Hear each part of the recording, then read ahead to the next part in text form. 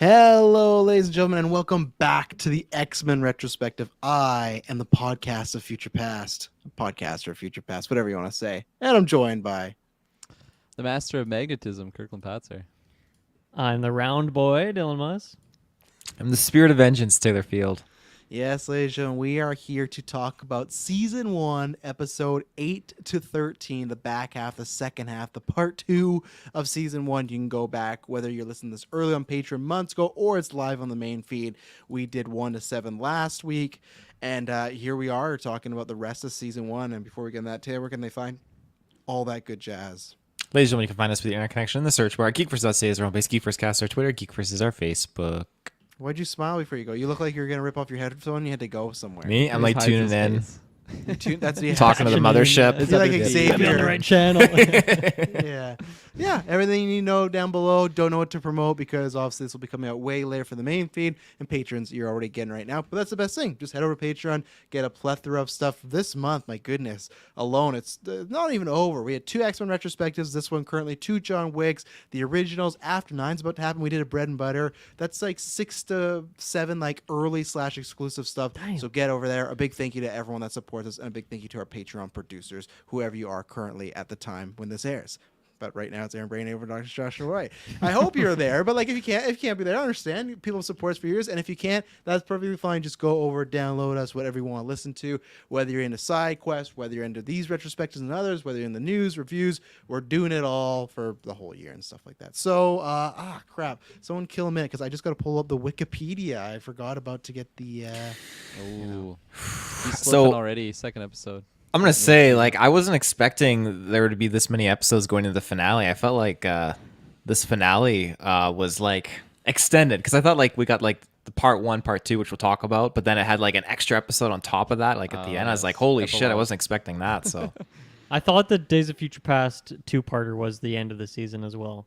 mm-hmm. Yeah. I was shocked even just to see the name Days of Future Past. I just feel like for me that's just such a big event, and then for it to be already in the first season, it was and we've already shocker. fought Apocalypse and I know, Magneto. yeah. He just appeared out of nowhere. I'm like, holy shit, we're at Oscar Isaac already. They're like, we're only getting 1 season of this thing. Let's do it all. Yeah, no kidding. That's what I was thinking, too. There's probably part of that that's true. Of just like, hey, we got one shot, let's do it all. And I respect them for that because I always forget Apocalypse is in here just because like we'll get to it, but just like I remember the storyline, but I forget that it's just like literally episode 8 where you're just seeing like flashes of him and stuff. But let's get into it. So last week we left, our heroes came back. The X-Mansion was blown to smithereens, broke up everything. And who would have done that? Well, I wonder if it has anything to do with the title of this episode, The Unstoppable Juggernaut. When the X-Mansion is trashed, the X-Men initially blame the Russian mutant Colossus before discovering the real culprit is the Juggernaut. So very basic whatnot. Dylan, I'm going to start with you because you were the only one that didn't know who had destroyed the X-Mansion at the time of this last recording.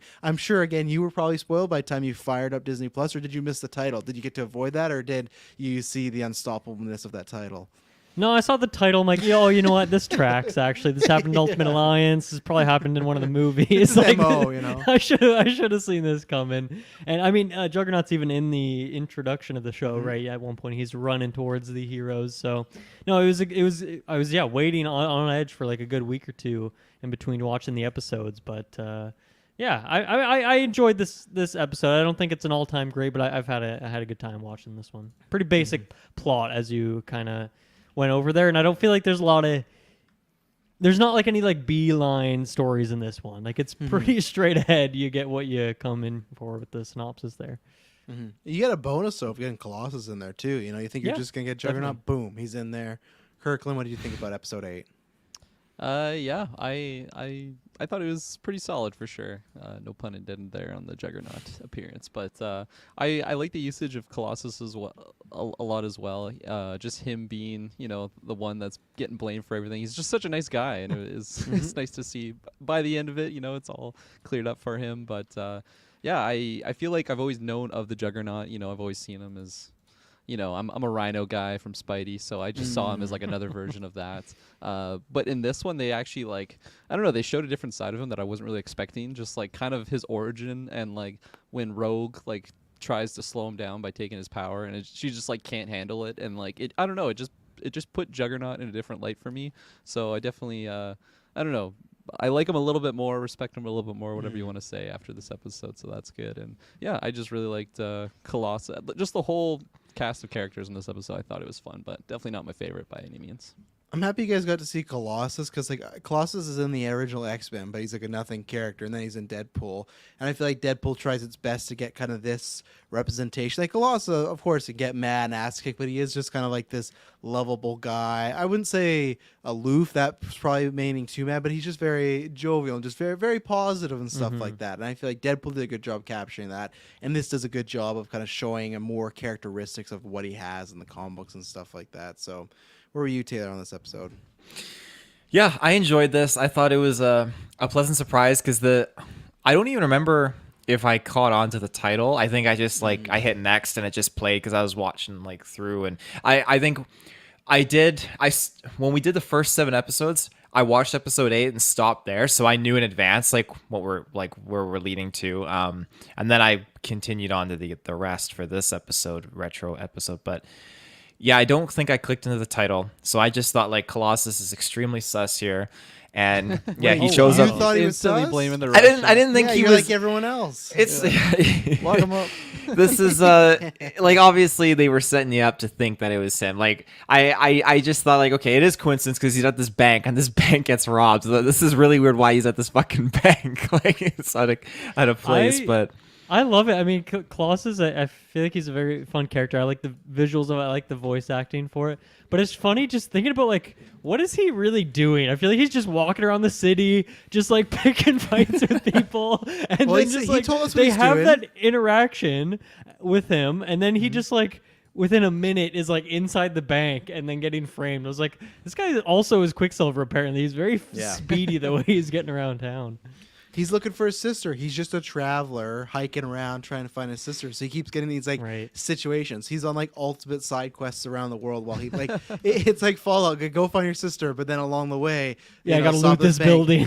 Yeah. That's Colossus. He's gonna find magic one day, but you know it's gonna take some time. I do want to say.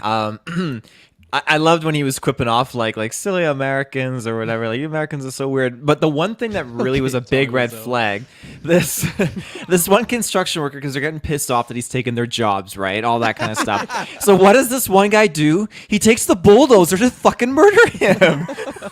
That's horrible. Well, I mean, to be fair, he was like throwing out some mutant racism, wasn't he? Like he clearly. Not a trustworthy guy. Yeah, like he's not just like mad at him or something like that. Like he had more ulterior He motives. wanted to kill him.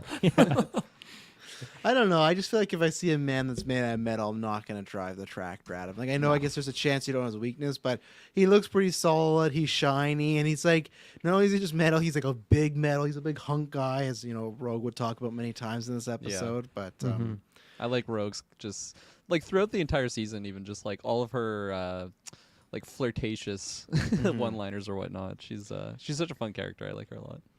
she was very into Colossus this episode. Like the way Gambit's into her. I have it written here somewhere, her like exact line, but it was something like they go to arrest him and they're taking him away and stuff like that. And then Rogue says something, now what a shame locking up a big, good-looking, hunky mutant like that. And like, and Colossus has no idea. It's completely over his head. And she's dropping. And then at one point, when they have to go talk to him, she's like, "Oh, can I be the volunteer to whatever? Like meet him first?" Just like, my goodness, Rogue. You know. So it's lots of libido going on. Yeah, when they're going to the prison to break him out, which is a very weird scene because they like, she's doing her thing, she's throwing on the charm. There's like sexy music playing. It's very strange, and then they just knock him out. It's like I don't really know what the plan was there, but I like that sequence too because of course there's only one jail in this town, and that happens to be the same one that Beast is in, and so that was kind of a fun moment that he's still just hanging out there. So they stop, they have a conversation with him, and I don't know. I thought that was a funny thing that they get. Oh yeah, Beast still in jail. He's just hanging out still, no problem. Opens and the again, bars for him, just walks out. Yeah, they offer him again if he wanted a breakout, and he still denies. So waiting for his day in court and stuff like that, right? But yeah, like you said, Dylan, one jail and only one prisoner. There's no other prisoners except for Beast. He's like, they've either executed mutants or caught one, and Beast is the only one they've caught. So there's seeing Beast in there makes me like get excited for when his day in court actually happens, and I see him do more things than just sit in a jail cell reading poetry all day. No, that's the whole series. He's locked in jail. The series finale. He's like, I'm finally out, and then he gets the bulldozer Show's comes and canceled. takes him out. The bulldozer. Well, we see Get him. beashed. We see him get out, don't we? Later in the season. Yeah, there's no court. Mm-hmm. Yeah, sorry to break it to you, Kirkland. I don't know if you missed the episode, but he's out and there's no Only court reminder. date. I watched wasn't it, sure if a little while Kirkland- ago. Yeah, I was gonna say I wasn't sure if he was playing a hooky, like pretending to. Oh, I wonder if he gets out, or he had forgotten. But yeah, we'll As get if we there. like sit down to like review one episode and then we all go watch the next one, then we come Yeah. back. And that would be just an Live editing reaction. shit show. After doing Clone Wars and Spider-Man, I'd been out of it for a little while. But then once I did last week, I went back to I watched one episode last night and all these today. I went back to I gotta watch these right away because it's tough when we're watching 6 to 7 episods back to back. It's like, okay, I'm gonna watch them as close to recording as possible. So I got a different Days of Future Pass in my frontal lobe right now. yeah. He starts going to the movie review. It's like, no, Yeah. Kirkland, me and Kyle did that already with you. You're like Hugh Jackman's performance. It's like, Yeah. wrong guy. I guess I should have said, yeah, I like this episode like everyone else. I think it's a fun, solid episode of just meeting. I think it's good for season 1. Obviously, it feels like a lot of we're meeting villains you're going to see again, heroes you're going to see again. So, and I'll get into that in more episodes, but I think this is a good, okay, Juggernaut, his powers. Obviously, we know because we've played him in games, stuff like that, but it's a good introduction if you've never seen Juggernaut before, for the kids and stuff like that. You get to learn about that Charles is his brother. For people to clarify, it is his stepbrother. They're not blood related. What happened is Charles' mom married his dad. His dad was very abusive towards Juggernaut, so then Juggernaut was very abusive towards Charles. So they have a very rocky brother relationship. So they grew up together, but not blood related, but still, obviously, they... That's interesting. Yeah, We don't really get that dynamic, I guess, though, because No. Professor X at the start of the episode, he just Peaced leaves out. a message and that he's like, I'm going somewhere. And then everyone's super worried and the X Mansion's destroyed. And he, just leaves some very sketchy little message that he just fucking disappears. For a whole half day, Wolverine is clawing around Rebel, being like, "Come on, Charles, where are you, Charles?" He is so worried the entire opening. And I love sometimes the theme works, but that's where the theme didn't work. They were playing the theme over them moving the Rebel and house around. I was like, this is kind of odd. It's like, come on, Charles, we'll find you. And Storm's like, debris, disappear, all this stuff. It's like, I don't know what the themes need here. There's 2 things at the beginning I wanted to shout out for wardrobe. I don't know if anyone noticed. Julie had a really weird wood-looking sweater on. Very strange choice, especially because she's not in different attires. I wish I could find a picture, but it's very quick. And then when you guys talked about this, in our Black Panther Wakanda Forever, as far as Shuri's purple jumpsuit, man, Storm's casual pink and purple sweats and tank top. What a look, especially because some of them are still dressed up in some superhero outfits, and she's had enough. She was moving rubble all day and stuff like that. She gets in that car. Rogue's looking the same. Julie has her big jacket on, but she's done for the day. And I love that look of those earrings, purple sweatpants, and a tank top. Very fashionable. I love the inconsistency. I feel like there's never a sequence when they're all wearing their daily outfits. There's always someone wwho's still rocking that Freshly X-Men back suit. from a mission. It was Yeah. Gambit last time when they went to Genosha, and now it's I guess kind of the opposite effect here. But. I was gonna say we talked about this last week when we recorded last, that we want to see them work together more as a team. They did this time to take down Juggernaut. Scott pulled them aside and said, "Hey, I got a plan. Let's do this." And he even looked at Wolverine. He was like, "If we can all get on the same page for once," and then they had an idea and it worked. So we're seeing that team dynamic of it's a small plan of distractions, but you know what? They did it. They were a unit and it worked out. Go ahead. You sure? Sure. I saw your mouth open, so I wasn't sure. I was just gonna say when Rogue took control, or not took control, but took away some of Juggernaut's power, and Juggernaut's just taunting her oh, it's tingle or whatnot. And then when Rogue just clicked and transitioned over evil, yeah, I was like, holy shit, fucking Conjuring going on here. Yeah, 100%. Yeah. I'm glad you shouted out the good teamwork. That's something that I wanted to see, and I was glad to see. But at the same time, did Storm need to lift up a building and drop it on top? I felt like that full was Man of the Steel action potential going on here. casualties in that. One, I didn't even know she really could do that. I know she's powerful, but I didn't know she could just pick up a 10-story building. That was a lot of wind. intense. And just drop it directly on him. So I felt like maybe they went a bit overboard. And to do all that and then just let him walk away. It's like, what are you guys doing? Like, because Jean's They won even though. like, They won. yeah, but she's like, yeah, he's dazed right now. In a couple, like, at some point, he'll be back to normal. He'll remember everything, and he'll be, rampaging his way through stuff again. It's like, this is not a great plan. I don't know. I guess they don't want to lock him up, but at the same time, felt like if you're gonna destroy this 10-level building, maybe you should lock this guy up. Yeah, They'll maybe be they would ready have. for him. Yeah, maybe they would have brought him back to the mansion, but it wasn't ready, right? Like Sabretooth trying to rehab him, but they had nowhere to. It's I guess they true, could have yeah. just dropped him off at the jail, but I guess technically no one had seen him because everyone thought it was Colossus. And man, I know they don't make Juggernaut the smartest character, but so Juggernaut, he makes his way through the prison for the first, or the bank the first time we see him. I love this one part where he's walking. There's like a middle bar. He just like pushes aside because he's so strong. So he just breaks this metal and he robs the place and then he leaves. And of course, no one notices, or they do, and they think it's Colossus or something like that, right? And then as he's leaving, Wolverine follows him. And then Wolverine starts to cut the bags of money. And then Jubilee brings him back. Like, here's some money. The rest outside. Okay, cool. And then Juggernaut, I guess it's like... The look on those people's faces, too. They were like, ooh. They look like they were going money. to take it. Yeah, they look like they're going to say, oh, yeah, the Juggernaut still took that money. It was like, unclear if those were employees or just Yeah. like citizens who wanted It's some Jubilee free throwing money. a bone to somebody. But then there's a moment where I don't think this is what's happening, but they almost make it look like he's going to a car, Juggernaut. But then Wolverine lands in front of him, says some sort of, where are you going, bub? And then Juggernaut goes to like do something, and then he realizes the bags that were completely full and looked heavy are just empty. Now I know he's strong, so it's probably just paperweights to him. But the fact that he didn't notice the bags were empty at all, complete idiot, Juggernaut. He had no idea. Like he didn't even. He's like, what? And he got so mad. Like it was embarrassing. I was embarrassed for Juggernaut in that moment. So Mm-hmm. Maybe just sees red. He's so angry he can't focus on the task at hand. yeah, That's fair. yeah.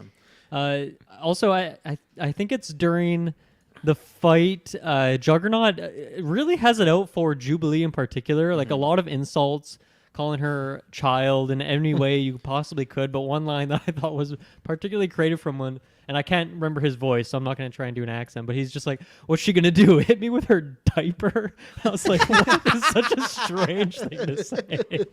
Yeah, it's like again, like as an insult, I feel like that's such a lame bully thing. Like that's the best you got. Like all his stuff is just like, oh, here comes 4th of July again. Like Yeah. they're very PG, like uncool bully stuff. But He also said, I'm not a mutant. My powers are magical.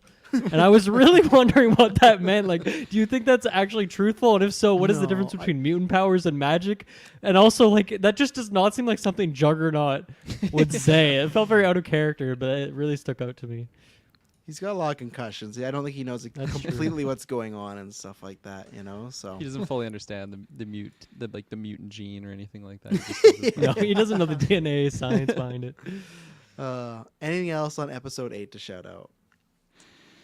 Quick Oh, thing God, from me at in the first section of episodes, my nickname was the Overgrown Dweeb because that's what Jubilee called, I think, one of the Sentinels. And once again here, speaking to I think Juggernaut, it might have been Colossus though. She calls him an overgrown trash can. So that's kind of one of her go-tos is throwing overgrown and then some random noun afterwards. So I'm gonna keep an eye out for that if that's a reoccurring Jubilee thing. But I thought that was funny that popped up again. I hope it does. I hope it keeps coming and stuff like that. So. Mm-hmm. That's it. for Anything me. else? Episode 8, Unstoppable Juggernaut. I give this a thumb on the thumb scale. That's what I'm giving it. I'll give it a single thumb as well. Single thumb. I'm with you. Yeah, one thumb. Do a single thumb. Single thumb. On to episode 9, The Cure. Warren Worthington. Fucking stupid ass Stan Lee name, but it's fine. AKA Archangel. Really just Angel at this point, but Wikipedia's getting ahead of itself. Has been supporting Dr. Elder's development to find a cure for mutant powers. This is one of these where it gives us the whole plot. So here we go. Cable attacks Archangel, which again, he's not Archangel at this point, but learns Dr. Adler has relocated to Mirror Island, in Scotland. Meanwhile, the X-Men are busy rebuilding the mansion. Wolverine Wolverine and Gambit squabble. Rogue intervenes. Wolverine accuses her of having a soft spot for Gambit. Professor X then gathers a meeting where he informs the X-Men of Dr. Adler's experimental treatment to remove mutant powers. Rogue decides to travel to the island for the cure, despite Gambit's attempts to dissuade her. It is later revealed that the Doctor has already been killed by Apocalypse. Since then, Magneto has been posing as a fake Dr. Adler to help Apocalypse enslave mutants for searching for the cure. Rogue eventually decides to selflessly keep her powers so she could do more good with her abilities.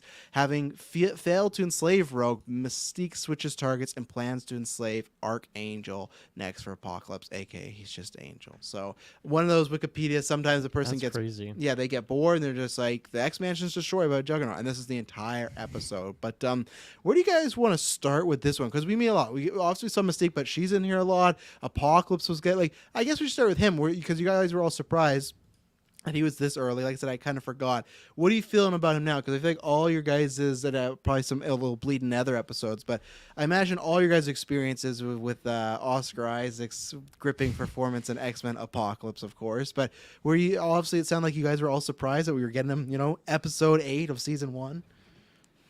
Yeah, I mean, I was, just because. I mean, yeah, it took that many movies to get up to the big bad booty daddy that I see Apocalypse being, especially just like sort of knowing of his origin. Like, he's the original mutant, isn't he? He's from That's like what the they Egyptian retcon eventually, times and Yeah. like all this like big build up type world ending scenarios. So yeah, just see him in the first season, it was definitely shocking. And to I feel like I've never seen him this form as well. It must be a more Very comic robotic. accurate. Yeah. Yeah, Yes. he just he reminds me of like a Power Rangers villain or something. And for me, it just I don't know, it made him seem a little bit lesser. Now, once we get into some later episodes, or maybe the next episode to come, I feel like I started to feel his force and power, especially once he gets his 4 horsemen kicking ass and whatnot. But Always. yeah, the initial shock reaction was like, holy shit, he's already here. And then I wasn't super impressed with his look. And then also I don't know, I just, part of me thought that he was going to get dismantled pretty early, and I was already like, oh, that's kind of lame to just dispatch like this, I don't know, this powerful of a foe like so early on in the show. But I don't know, I as the episode went on, it he stuck around and definitely got a little bit more menacing. But He's not I will defeated, yeah, I will say though, this episode was one of them where I felt like I was I don't know, getting a little bit more familiar with some of the story, like the Angel and the Archangel, because that's from X-Men 3, right? Well, it's a combo, because the Yes. Cure is from X3 where he's in there, but then also in X-Men Apocalypse he does get recruited as Angel, and they turn him into Archangel with the wings and Oh, everything. okay. Like See, I don't even Sword remember that because wings. I just wiped Yeah. Apocalypse out of my memory. But no, mostly about the Cure and this Angel character. So that was cool to see. But yeah, for Apocalypse, I was a little bit mixed initially, at least.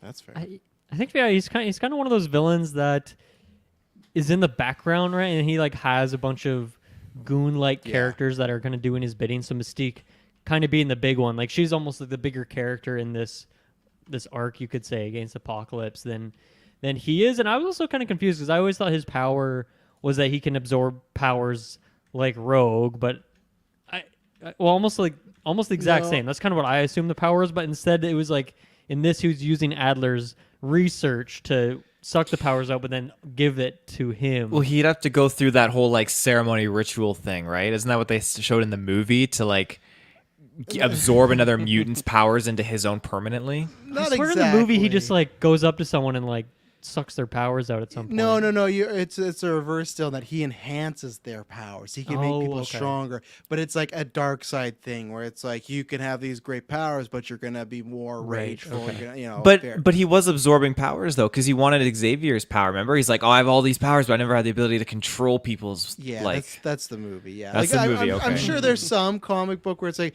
I'm sure there's some variation of him absorbing. Taylor, how powers, recently but- you watched that movie? I feel like that's quite a pull of a plot point for you. I remember seeing it in theaters Sunday. with my mom, and it just stuck. So Wow. But yeah, he's more of the enhancer. That's why it's always in Okay. every comic he needs there's dozens of versions of the Four Horsemen. Like at one point, he abducted Wolverine, and he was on the Four Horsemen. Like he's obsessed. Does he upgrade Wolverine? Oh Fuck, yeah, that would yeah, I'll find you a picture. Yeah, that I'll would find be you a picture. cool. Yeah, Gambit was And like Venom he's absorbs them too, just to make it crazy. Yeah, but this is he's definitely like I imagine when we do get to them, they're gonna treat him like Thanos for the Avengers, and I think that they would be smart to go more this look and make him more robotic, because I actually love the look. I love how cartoony he is. I just love the big cables. I love his face. I love his big lips. And I actually, again, the voice acting, all these are great because they're all different types of menacing or bad guys, but they sound different. But I think they'd be smart in the MCU to go as robotic as possible so you don't get like the Thanos or Darkseid comparisons and stuff like that. So Right. Yeah. Just full Zerg. from, 100%, Toy you know. Destroy X-Men, yeah. I really like had a good time with Mystique in this episode. I feel like she gets to. We saw her briefly in the Genosha situation, so I guess after that kind of got shut down, she's going to work with Apocalypse, or she was already. I don't know what the timeline would be on that, but then she got locked up or something like that. But I like this plan because it's very cruel and kind of strange. Also, like the location of it, right? Like there's this bar in Scotland, and you're kind of like on these cliffs and all of this weird, I don't know, very interesting setting. I guess, yeah, there's also that sequence in the bar with Avalanche and Pyro are the name of those two, the classic fire and ice duo, and then Rogue, like one of them's like hitting on Rogue kind of. She just like chucks him into the dartboard and has some quip and all that. So yeah, I don't know. I think this seems kind of like a bit of a weaker episode for me. I think it is one of those ones that's kind of setting up plot for a future situation. So I don't know if there's too much that really stuck out to me in this particular episode. Yeah, bouncing on that, Mystique for me, I think this is my favorite version of Mystique, which is crazy because I've only experienced her for just a couple episodes here, a season now. I don't know. Not I just, like the movies did much, though, to be honest. Like, Rebecca Romijn's there to look very eye-appealing, and they made her, Jennifer Lawrence's version is not, I don't know, not it's more Jennifer Lawrence than it is Mystique, so. And like the whole like all blue look, like that's all I've known as Yeah. Mystique. So to see this, like she has like a necromancer type like outfit with like the skulls and everything. It just looks sweet with the crown and everything, or a headpiece, whatever you call that. And like again, comparing it to the movie version, like that one, she's always just like a Black Widow type character where she's flipping around, taking people out with all this like mixed martial arts. So to see this type of Mystique with just like a gun at times and like just being, I don't know, this more person in the shadows and like really banking on like just the deception. I guess you get that in the movies too, but I don't know. I just something about It's it. that I fucking was belt too, you know. That belt was badass. Just a belt. Yeah, made the- out- yeah, oh. like obviously a good thing she's a shapeshifter because no way you could hide in public at all. You're just walking around with a skull belt, you know. Like Oh, yeah. nothing incognito about that, but.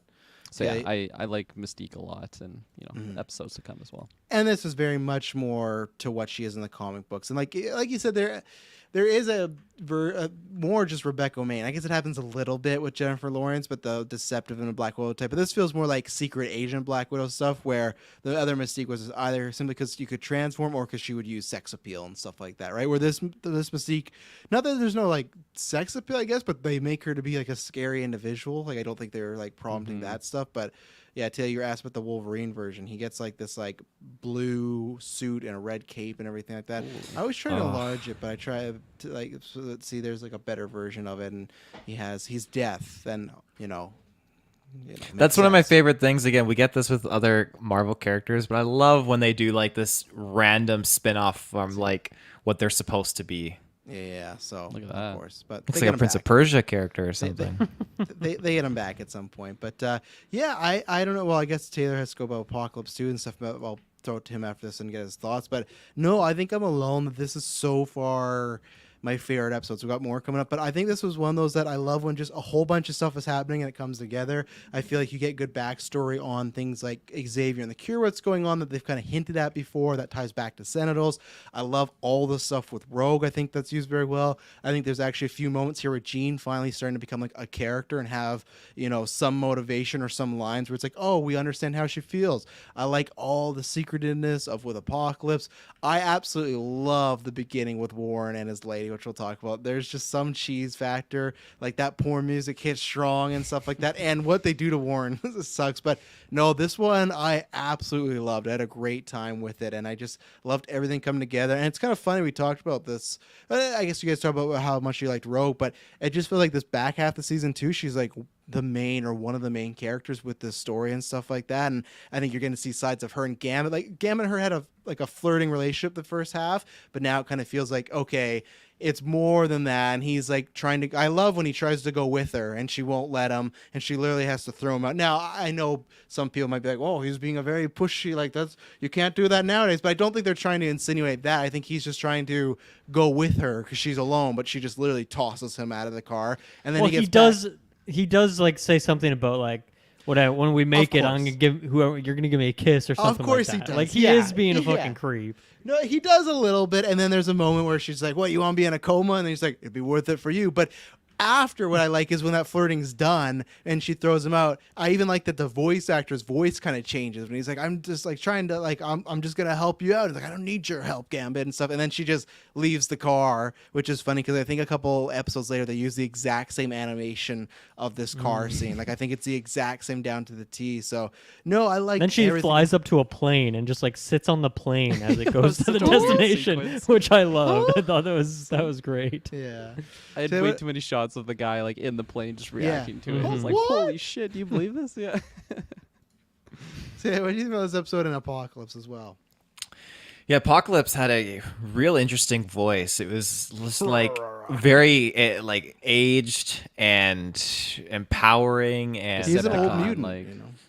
He is very Optimus Prime. Decepticon. Yeah, that's probably why Optimus Prime. That's the good guy. Come on. No, very it's well. still It's same. it's Cybertronian. That's why I probably liked it. Cybertronian. Yeah. So, I'm well fluent with my Cybertronian. absolutely. He just popped in, and I was like, "Holy shit, we're getting there!" I couldn't believe it because after we have all these heavy hitters, I just couldn't. I just wasn't expecting this. This feels to me like a season 3 thing or season 2 finale. But yeah, sure enough, he's here.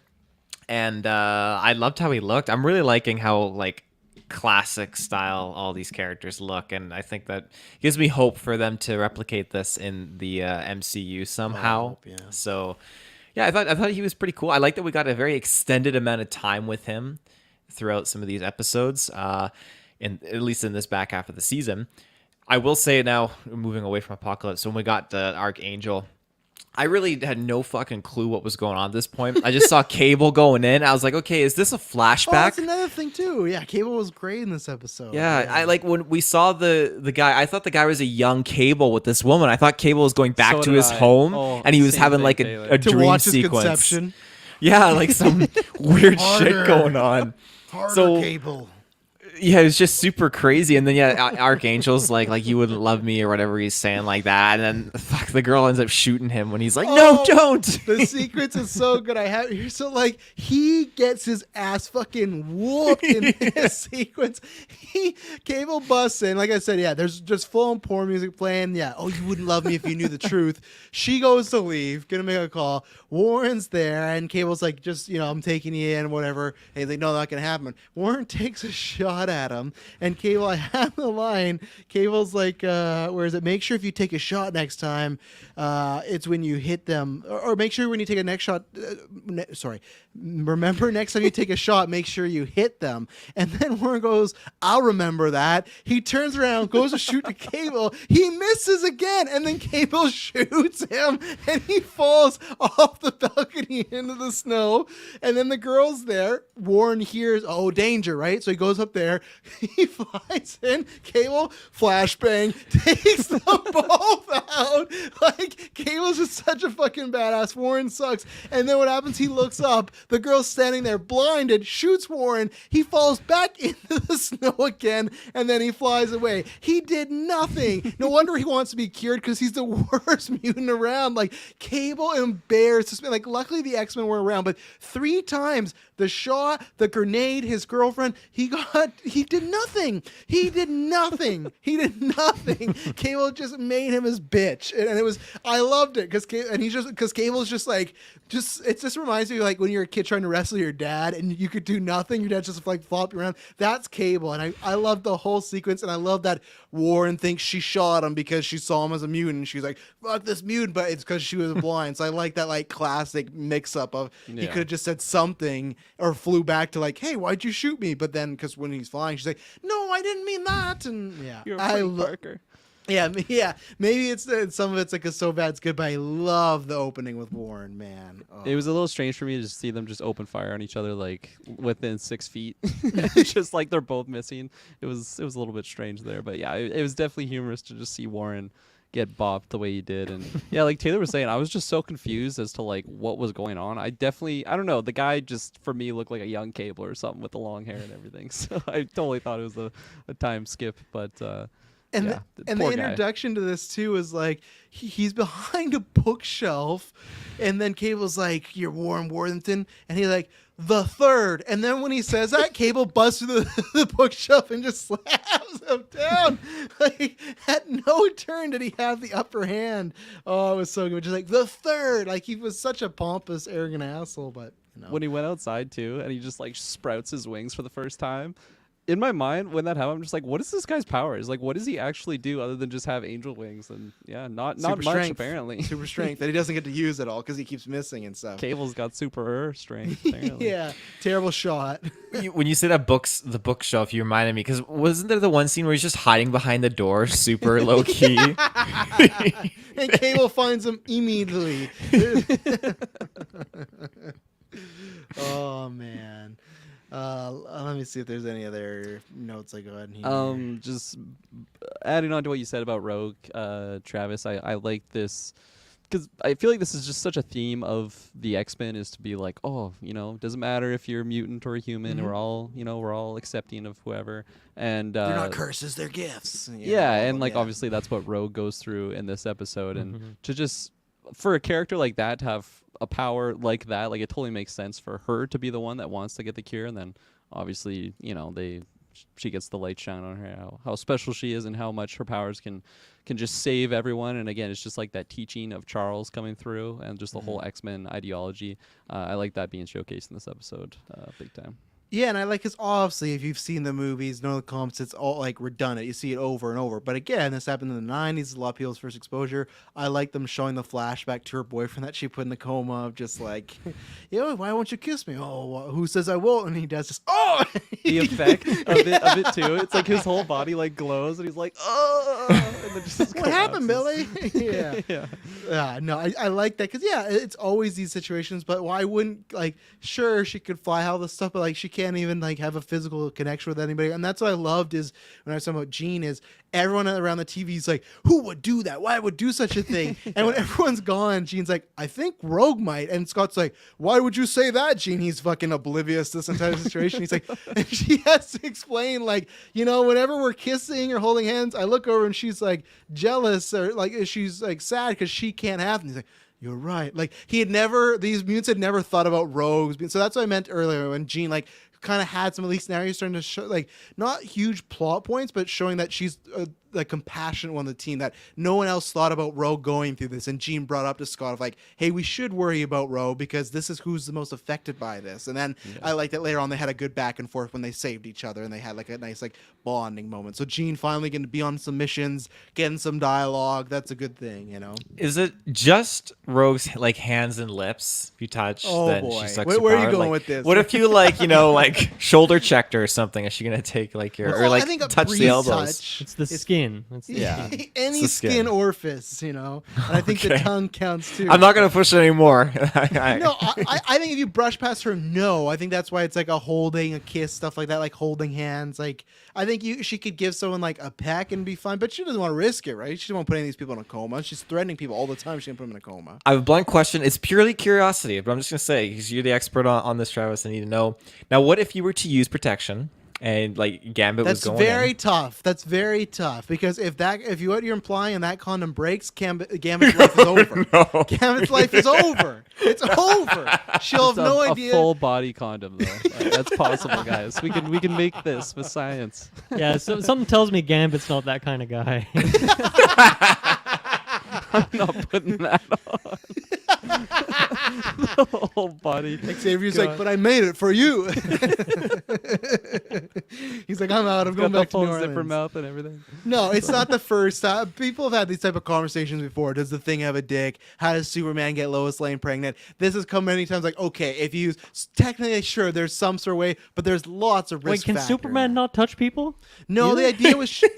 No, What is he that can. about? The idea was just like there's been this joke about like him like with like him having super sperm and like would that like he shoots lasers out of well his no cock? but like would like Lois be able to conceive like a Kryptonian Powerful baby muscles. you know like Yeah. and she can, that's the answer, but people always been like I don't know if that tracks because everything else is super strong and stuff, so that you know it happens. But and then another thing I really like, I like this dynamic all the time. We talked about this last week where I said you're going to see a lot more of Gambit and the team not getting along, and this season we saw it a lot of people question him. And I love, because they're both the shit deserves, I love anytime Gambit and Wolverine are getting on each other's nerves. Like, so Wolverine is just getting shot down by everybody. He's like, hey, Jean, I like to use my hand. She's like, I use my mind. And she does everything Logan does, like super quick. And then he's like, you know, that pace would be better with some water. And then Gambit's like, oh, don't you know everything better than everyone else, huh, Mono Me? And then he's just something, he calls him a gumbo, of course. And he says something about like, go back to picking the pockets of babies. And then he walks away, and Gambit, like such a childish thing, like decides to like energize a brick, and Logan's like, oh. And Scott has to play peacemaker, like, knock it off, you two. But I loved the friction between those two, and I like that Scott never does, but I like that Gambit finally was like calling him out on his shit for a while, for once, of like he's the one guy that can do it because he's also the kind of like bad boy figure. So I liked the tension there of just like they're fighting over rebuilding the mansion, you know, like that's what started the fight. And I love that type of stuff, you know, it's so comedic. Travis, I'm listening to everything you're saying about this episode. I'm like, did I watch a different episode? Like, I know these plot points are there, but I'm like, I did not get the same enjoyment out of this one. And I wonder what it was. I wonder what I'm missing for this one. But I wish I could be there with you on this one. Oh yeah, I got no other notes though for episode 9 there.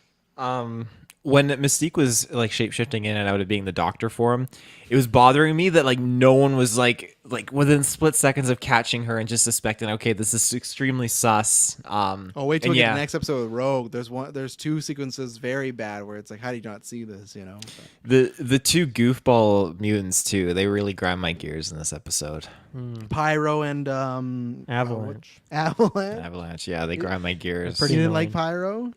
I don't mind them, but they remind me of the sewer rat mutants, I guess. So The Morlocks. That's I like fair. the Morlocks. Though. I love Pyro's costume, man. Pyro, it's so Yeah. comic booky, and they would never do that in the MCU. But fuck, it's so cool. Like he's walking around in broad daylight in bars with this fire unitard on that has like a big tank. Like who would even let him in? The tank was weird to me. Like, is your power not that you can create fire? Is it just that you No, control he can it? only replicate it. He You can only can't. replicate it. Yeah, so Okay. if he sees fire, then he can create it, but he can't create it on his own. So that's why he always has a tank with him in case he needs to create Kind of like fire. Frozone. He needs some condensation in the Yeah, air. yeah. He needs some warmth. He needs some friction from Gambit's suit. is that the So- same guy? Oh, sorry. Go ahead. Yeah, it is the same. Yeah. guy It is from the same X-Men. guy. Yeah, so they The movies, yeah. They make him has like so a- much cooler in the He movies. has Well, like a yeah. Matrix outfit in the like live action movies. He's all like black, sleek leather, and then like his little. He doesn't have a tank on his back. He's got that little like lighter trick. Yeah, thing he on has the his lighter wrist. with the shark Yeah. on it. Right. Yeah. That's so much more effective than a fucking tank. I Yeah, don't but know, like- man. This guy's blowing down buildings and stuff. He's Yeah, much at one stronger point he than that makes like guy. a fucking dragon fire monster. So I think that's the idea of like Yeah. the tank gives you those big attacks, you know, and stuff like that. So yeah, Doesn't look cool though. Avalanche. I'm not an Avalanche fan. He looks like a fucking loser, man.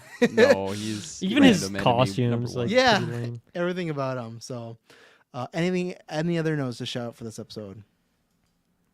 No, sir. All right, I got to give it a go- middle thumb. Sorry, Middle Travis, thumb. but Oh. or actually just is it? I guess you'd still Yeah, call we it do middle middle. thumb. Yeah, Middle.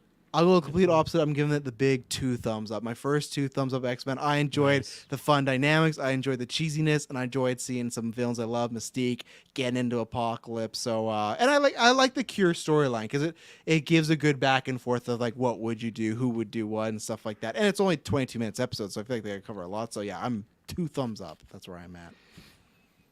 I think I'm gonna settle with a single thumb on this episode. I'm gonna go singular thumb. The singular thumb. All right. 10, come the apocalypse. Apocalypse and Mystique turn mutants who journey to Muir Island seeking the cure into the Horsemen of the Apocalypse. I hate when that happens, right? Soon after, Apocalypse and the 4 Horsemen attack the World Peace Conference in Paris. Xavier recognizes Archangels, one of the mutants from Muir Island, sends Rogue on a mission to investigate. Rogue confronts Adler and uncovers its Mystique in disguise all along, and resulting in Dr. Adler's lab getting destroyed. The X-Men battle the 4 Horsemen. Rogue absorbs Archangel's dark side. Apocalypse managed to escape via a secret trap door in an underground plane, which I can't wait to talk about.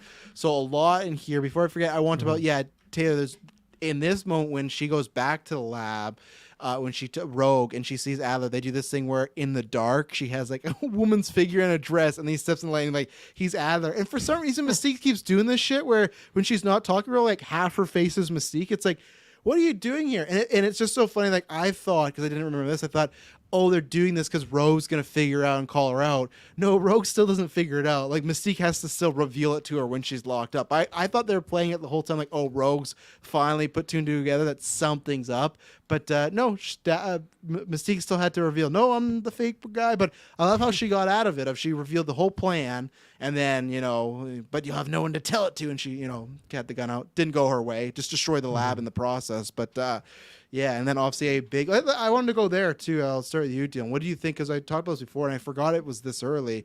Got the Mystique reveal, but also they are tying in the lineage of the parenting of Mystique and Rogue and stuff like that. And it will come up multiple times again. I thought it was actually season 2. I forgot it was this early. I hinted at last week. I wouldn't have hinted at if I knew it was the next episode, but it is a thing from them being adoptive parents and daughter and stuff like that. I was very confused because I thought Mystique was just, turning into Rogue's mom just to mess with her, to get in her head. Yeah. So it's confirmed that Mystique is in fact her mom? Yeah. Okay. I don't think they do it great here, the reveal, and it's very confusing. I didn't trust her. No. I think it's more they're trying to tie it in the comic books of yes, Mystique is Nightcrawler's natural mother and she's Rogue's adoptive mother. Yes. Okay. Yeah. Very interesting. Yeah, I like that detail. I mean, I guess I hadn't considered it until this very second because I just assumed that Mystique was messing around there using her powers. The other Mystique, because that's where I really like Mystique as a villain here. I feel like she's very clever with it. You're mentioning it, she's kind of risking it with the Adler thing, but I mean, kind of goes her way for the most part-ish at times. But I also really thought the idea that she had to pose as Angel and then go back down to the village, the bar, and be like, oh, I did it, and it was amazing. My powers are gone. And then just like 30 mutants are all like, okay, sign me up.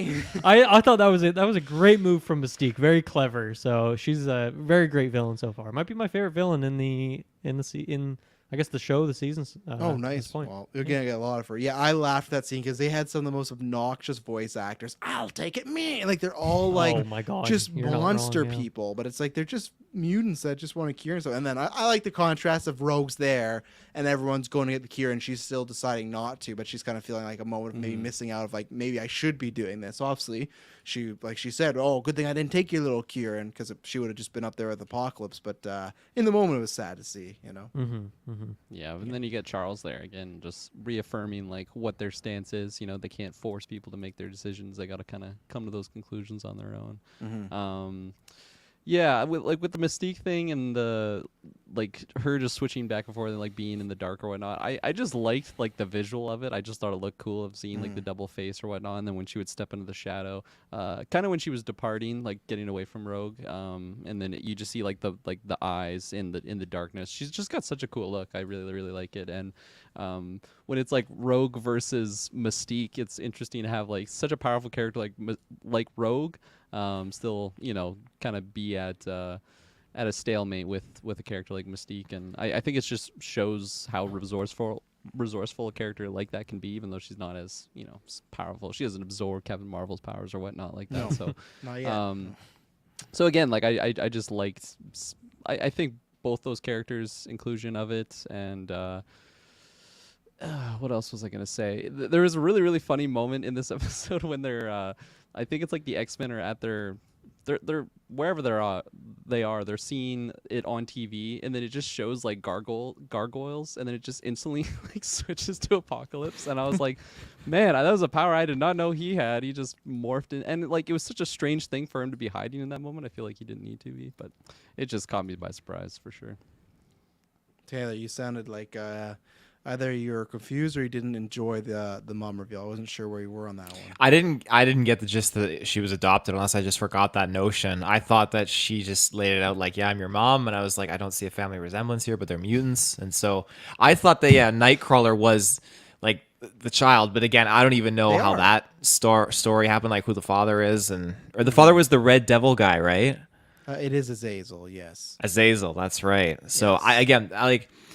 This is good why we're kind of getting into this and we can kind of see these other storylines unfold, because I don't understand like how Mystique and Azazel have that relationship, fall in love and all that kind of jazz, unless it was just like I a think they one night just banged. swing. You know? They Yeah, just I don't banged. think there's much love going on. I think there. it was Like, they were it's- part of some bad guy, like groups, and They didn't take what do you- Xavier's condom invention. No, they didn't take that. No, They were on a Eric's bad like, I guy forgot to retreat. take those from the mansion. Maybe damn it." Mystique posed as Azazel's girlfriend or something like that, Taylor. Wow. Maybe that's what happened. Yeah. It's very possible. I mean, yeah, she supposes a few people. I don't know Maybe if they the both bedroom wise, transformed but into completely different characters. They just had no idea what was going on. But yeah, in the long run, I mean, I don't trust her. And I mean, if this is confirmed that now that she is officially like the adoptive mother, it's just like, I don't know.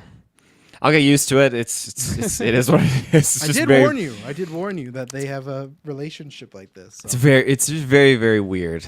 I think I was like Dylan and Taylor here, where I just, because Mystique is such an untrustworthy person, I just thought that she was lying, and then I just didn't believe it. And it's like, okay, when are we gonna get this reveal that she's lying? So I think, yeah, the delivery of that reveal could have been executed a lot smoother to just clarify it. Maybe, I don't know, have a quick little flashback or something, because it's just like if I was Mystique in that situation, I guess you would have to know who the person is. So maybe that's the only way to, I don't know, kind of explain it better. But Well, and the show is a little confusing too, because it's like, hey, you're at this X mansion, and because I think there's been times where Mystique has adopted her, and it's like not even like she doesn't have to pose as anybody, but it's just weird where it's like, okay, you went to the school, but it's like you think Mystique wouldn't have like forced you to go to the school if she knew, like if she had powers, and then she knows you have powers. Like there's a whole bunch of like it's one of those comic book convoluted things where I think they've lots of times just used it as a reveal, but then they also like the idea of like, oh, Rogue and Nightcrawler are kind of like brother and sister, so I think they've just like stuck with it because it's like Star Wars, like, oh, they're a family, they're connected, so it makes it a bit cooler, you know. Didn't Rogue go to Genosha as well? Did she get captured? I can't remember. No, she didn't get captured, but I thought she went there to like help save the day afterwards. Yeah, she did. Yeah, but Mystique, I think, was pimping away at that point. She was oh, running. my daughter's here. Let's fucking bounce. No, I think it was just she saw Cable and she's like, I heard what he did to Warren. I don't want to mess with fucking it. embarrassed Warren. I don't want to get embarrassed. Apocalypse was like, who? Cable? Oh no. For Mystique and Rogue, I do like how Mystique kind of shined a light on how both of those characters found some sort of like comfort and support in like their camps that they went, even though it's like completely different sides, with Mystique being siding with Apocalypse and Rogue siding with the X-Men and Charles. But again, it just, for Mystique, it made that villain more than just bad guy that looks evil and, you know, is just putting crime up on the board for the bad guys. Oh god. Um, and when like Mystique, everything goes down and it's all going bad and she's a bad guy and Rogue like saves her and gets her out of there and Mystique goes away. God, was I reminded of Avatar 2 when Spider saves Miles. Like, it's exactly the same scenario as far as, like, you should really hand Mystique over to the X-Men. Like, I know it's your mom, but, like, like look at what she's done. You should probably keep her there, but no, she lets her go, and then Rogue's just crying when she leaves. Same thing that Spire did. It's like I understand, but but very similar characters, Miles and Mystique, both blue, both tricksters, both bad guys. So yeah. I want to talk about these 4 horsemen here, particularly one of them, Pestilence, really stood out to me. Just has the most like screechy and annoying but also hilarious voice that just made like any quip that, even if it wasn't a quip, it was just a regular line of dialogue, it sounded like a quip just because this character's voice is so strange. But I my favorite moment was, I think they're like in Paris, right? Because like at some point Apocalypse just destroys the Eiffel Tower, right? like that he happens. pops off. Yeah. So they're over there, and Storm's there. Storm like brings in some fog, some clouds, or something like that. And Pestilence is just like, I can't see. I just love that voice so much. That moment really stuck out to me. But that was definitely my favorite of the Horsemen. I mean, I guess Archangel's one of them, but I don't know if he's a favorite character of mine. But I really liked Pestilence. Don't know if we'll ever see them again, but I had fun with them while they were here. I hated Pestilence. I hated it so much. The screechiness. It was That's just very like, of course, fair. of course, this one, especially because they showed them before, like they turned into the Horsemen or whatnot, turned in, I guess into Pestilence, and it was just like, oh, I know this character is just gonna turn into the bad guy. We're gonna have to deal with them. And then I hated the power too. At one point, she like charges over and like just touches like 2 bystanders, and they just like turn green or something. It was just so like. I don't know, anticlimactic. I'm like, oh, these are the 4 horsemen. She's gonna like explode these people or something. But they just like turned green and ill and just like fell down. It was like, oh man, like fucking Pestilence here. But yeah, the way that she got dismantled was pretty. I don't know. It would suck to have to just take a face full of cold like that. Mm-hmm. Mm-hmm.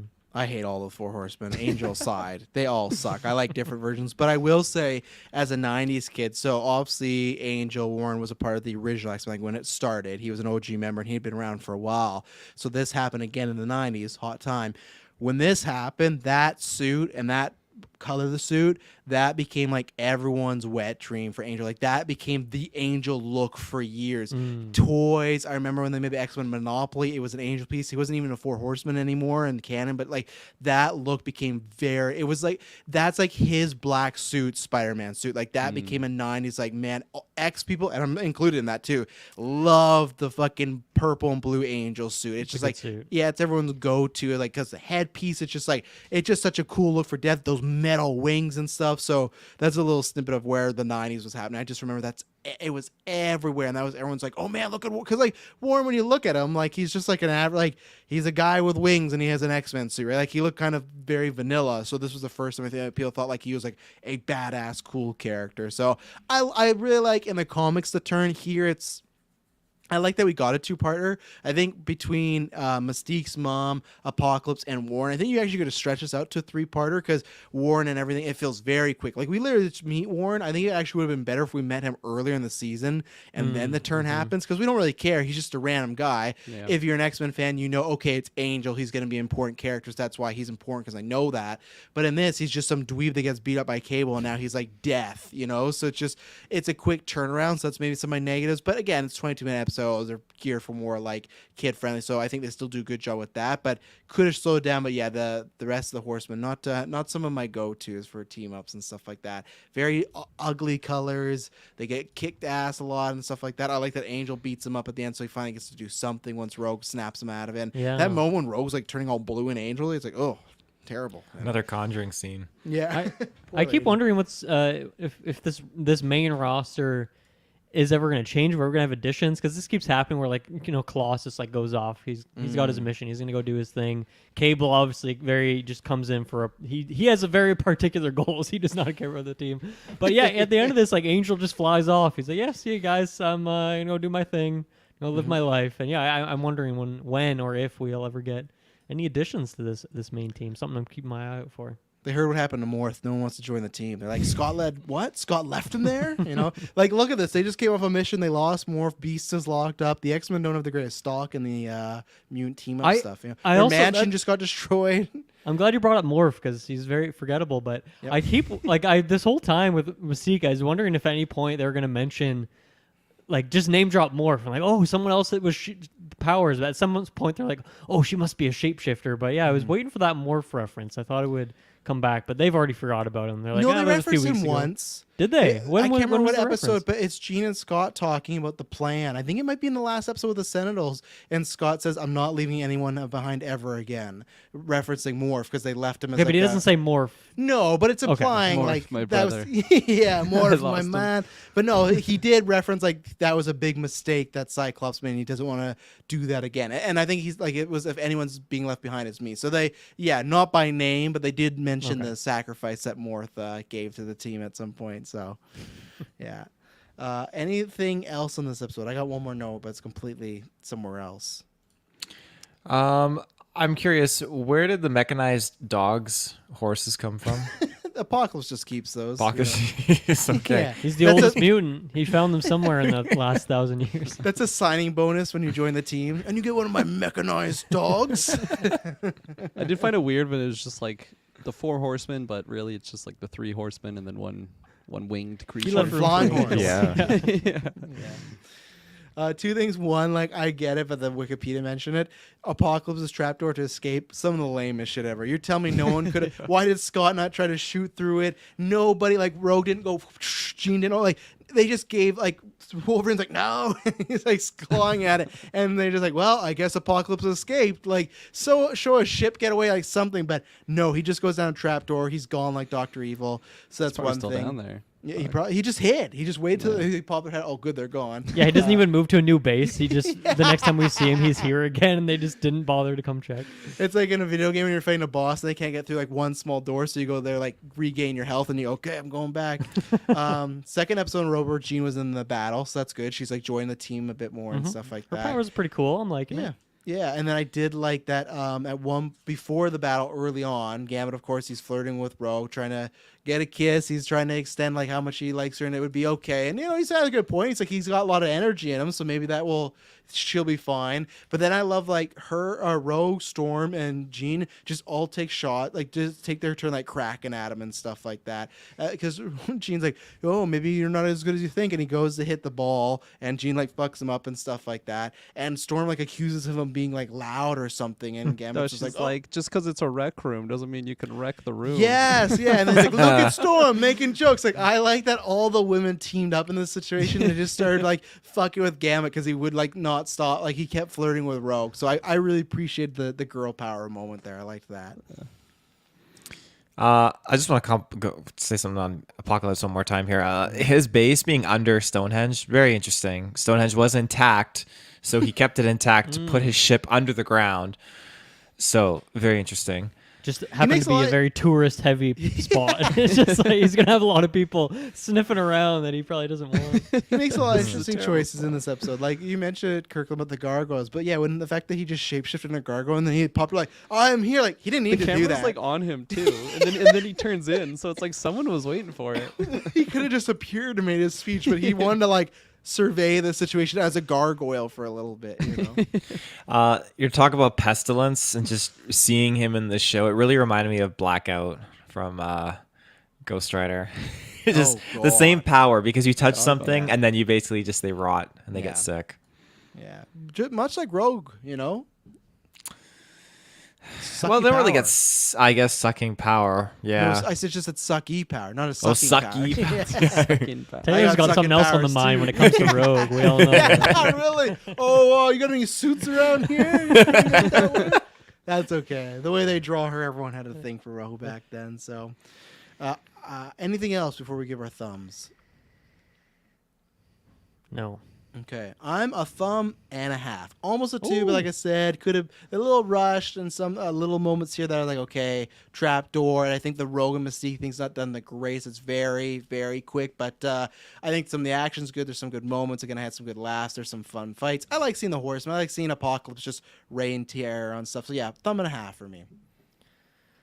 I'm going middle again. I was pretty disappointed with Apocalypse, to be honest. So yeah, I'm just going. I feel like for me that's where I start in the middle, and the episode's really got to do something cool or even just have some funny moments that'll bring up that thumb, and then it's got to be an all-time great to get that 2 thumb. But for now, I'm just hanging in the middle. We'll do a single thumb again on this one. There's enough in there to boost it up. But yeah, it's just some weird cringy moments. Didn't love Pestilence. Felt like the whole apocalypse, bringing the 4 horsemen was a little bit anticlimactic. But that's fair, yeah. But it is that thing, like, if you the only thing you're gonna get one season, I think you can still do it better. But it's the good thing is at least you guys you'll see Apocalypse again, and hopefully he'll bring a bit more heat. This was just a taste, you know. I'm gonna give this 1 thumb. I liked it. This is, like you said, a good taste there, Travis. And I think we got some juicy things here that just kind of like pave the way for the future. There you go. Well, speaking about the future, Days of Future Past, episode 11 and 12, they're combined to Wikipedia. So, and that's fine, a way for us to talk about it. In a future controlled by Sentinels, Bishop is sent back in time to stop a member of the X-Men from assassinating an important political figure. Bishop, who believes Gambit is the assassin, and the X-Men go to Washington to stop the assassination of Senator Kelly.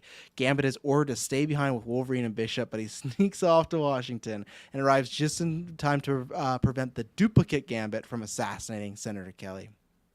It's soon revealed that the duplicate was Mystique in disguise, who attempted to frame Gambit and the X-Men assassination under orders of Apocalypse. Bishop sees the 2 Gambits fighting, attempts to kill them both, only to be stopped by Rogue. Bishop returns to find the future unchanged. Now, were we wrong, or was I wrong? Is this where the Mystique Rogue thing happened actually in this episode? I think so. In my now, notes, right? It looks like it in part 2. Okay. So, but in my notes, I just wrote, "Is she actually?" So I think our conversation. Yeah, we valid. cover that. Yeah, my same thing is like that goes into, and I guess that would make that. I don't know with the critiques. I guess I still couldn't give the last episode 2 thumbs. I gotta feel that. So yeah. What do you guys think about? Because obviously you've seen the movie version. This is similar in parts to that, similar parts in the comics. Kitty Pryde never gonna fucking run. Like, hopefully that's the thing Kevin Feige does, because in the comic books it's Kitty Pryde that is the main character that goes back. But in this it's Bishop. In the movie it's Wolverine. So hopefully in the MCU she'll get her day to be the main character and go back in time and do this. But it's always a very similar plot of there's a political figure, Sentinels, stuff like that.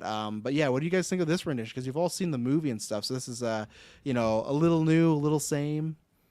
I absolutely loved this episode. Just from the get-go, like, it's showing you this war-torn, apocalyptic, war-torn city, and it was terrifying to have these like mutants on the run and to have them in like this grizzled form where like you don't really know who they are, and then you're just seeing different powers getting used, and obviously you got the familiar face of Wolverine. But I just love the setup of it, of like the chaos. Again, this was another thing I just wasn't expecting to get in this season. I didn't peruse the episodes as I was going. They would just appear. Days of Future Past, and I was like, holy shit, this is wild. Yeah. And yeah, like I was telling you guys off cast, like this was getting me so pumped. I rewatched the movie Days of Future Past just because I love that idea of, it's just everything went to shit and we have to go back in time to fix it. And you see it in the shit, and then obviously they go back. And seeing Bishop again, I did not remember that character at all. So to see him kind of like be, somewhat of a protagonist in this, being the guy that goes back in time, that was fun. And he was a very angry guy. We'll discuss that as we go along. Very sus of basically everyone. But yeah, it was cool to see someone else go back in time, not just Wolverine, like what I had experienced. And yeah, to just see how terrifying the Sentinels could be if they went this way. And also like having a bit of a mystery on who the target for the assassination was. That's something that's different in the live action. They like know exactly who they have to, stop the assassination for. This one is just Patrick like someone Stewart lays dies. it all out in the first 5 minutes, the entire journey. Yeah, exactly. My friend this, Raven. it's just like I don't know who they're killing, but I know who the assassin is, and there's just the X-Men. Like that's just such a fun little plot point. And they don't even reveal it's Gambit right away. That's like the cliffhanger of episode 1. It's like Bishop's like, and it was you, motherfucker, and everyone's like, oh. Yeah. But before that, it's like, oh, it's all these motherfuckers. It's the entire X-Men. The team just kills the president, takes turns, Which so is like, really fun. Give Bishop a fucking note or an audio log or something. Like, this is such a terrible plan when they have like such a limited shot at this thing. Very, very bad plan on their part. I'm sorry. I'm gonna be kind of dour again here. Honestly, just the back half of the season did not really do it for me. I think seeing the title of this, I was like, oh hell yeah, I cannot wait for this. And then I just kind of ended up being a bit let down. I think for me, Bishop's a pretty just flat, uninteresting character. There's a couple good scenes though, so I still like it, but there's just it. I guess I had higher expectations for seeing that Days of Future Past, and especially seeing that it was a two-parter as well, because it's weird, right? Like the last 2 or 3 episodes, we're talking about Apocalypse. Like that was one continued story, Yeah. but they don't always throw the part 1, part 2 on there, and so I feel like it means something more special for some reason when it has that in the title, and I didn't quite get that. But with that said, there are still some good moments here. I'm excited to break down some of the stuff in here. Mm-hmm. So Taylor, you gave the Days of Future Past live action movie a rancid score with 3 out of 5. Oh And my god. I thought I would have 10 for a second. I was about to cry. No, but may as okay. well though. 5, But yeah. so is this an adaptation that you like a little bit more or less? Where are you on this versus what you've seen before? I like the movie. I still gave it a positive score. I'm talking Didn't about the fail show. it. 60%. But It's That's pretty a bad. star. It's a half star away from a 50%. That's a. Ooh. Star and a half. It's pretty good though. It's girthy. Full star and a half. The show though, when I saw the show, I thought, okay, I like the comparison. I like how we're kind of doing this. See where the inspiration came from. That's one of my huge kind of like guilty pleasures when we get to kind of see these Easter eggs, I guess you could say. Maybe it's like a really big Easter egg and a pretty big poll. They didn't get their I own think it's original. I think it's adaptation, you know? 'Cause Adaptation, Even that's this the is word, yeah. adapting a comic book. This didn't create the Days of Future Past storyline. The comic books did. So, Right, that's Yeah. very true. yeah. Yeah, it was really, really cool to see that this dystopian future setting, and like it's again 1 to 100 because you think everything's kind of hunky dory after our last episode. The heroes save the day, and then boom, no, the future's fucked. So Wolverine's looking super grubby. Oh, his hair. I love his long hair. Yeah. Hair, Now, man. what's the guy's name again? Who's just a fucking idiot? Forge, the guy Forge that sends on the mission, yeah. gets to the future or gets to the past. Sorry, and he remembers Or you fuck mean all. Bishop. Bishop. You mean Bishop? Bishop, yeah. that's the one. Yeah. I was doing. Well, I the think it's a Forge result creates of the time portal. travel, you know, and it's tough to keep it all. That's a long way. I guess I just from the moment like start to finish, he's just making bad decisions. He's a fucking goof, and yeah, just totally. think I it's just like- couldn't jive with him. Oh, see, I think it's just they're trying to portray it like he had all this information, but because he time traveled, he lost it. That's how I always take it when I. I watch guess this I just episode. felt like I could have been like, oh, it's not a member of the X-Men. It's some other like political grab- leader that kills someone. Grab He'll a believe it. pen and write Gambit on your arm or Yeah. something. Like, They didn't have pens in the future town. oh yeah, all the pens. are They gone. took those away No. from the Which- mutants. No, maybe jumping ahead a little bit, but this was such a stupid plot point when he's just kind of walking around, and yeah, for some reason the part of the town he's in is just destroyed, and all these cars are broken into. Then I was also confused. I was as confused as he was in that moment. But then he's just chilling like behind some concrete. And he's like, I can't remember why I'm here. And then these 2 kids walk by, and they're like, come on, let's play your new cartridge, Assassin. And it's just like Punisher, but I couldn't Oh, tell if it was yeah. actually Punisher. Oh, it's or if Punisher. It's Frank Okay. Castle. Oh, yeah. And then he instantly is like, oh, yeah, someone is going to assassinate the president. And all this Yeah. information is coming back. I'm like, that is some of the worst writing I've ever seen, that these 2 kids walking by and having this conversation. It was all very convoluted and I don't know, a lot of coincidence. Like if those kids didn't walk by, if they were playing any other game, he never would have saved the day. And See, we no, would've been I screwed. think eventually it would have got there. Just that's the first thing that triggers it. If someone didn't say that, someone would have been like, "Oh, look at that gun store." He would have been like, "Gun, assassin." Like, I think he would have got there eventually. I guess Not for that me, he's holding a gun, but I think, yeah. What is this? Yeah. I'm the assassin.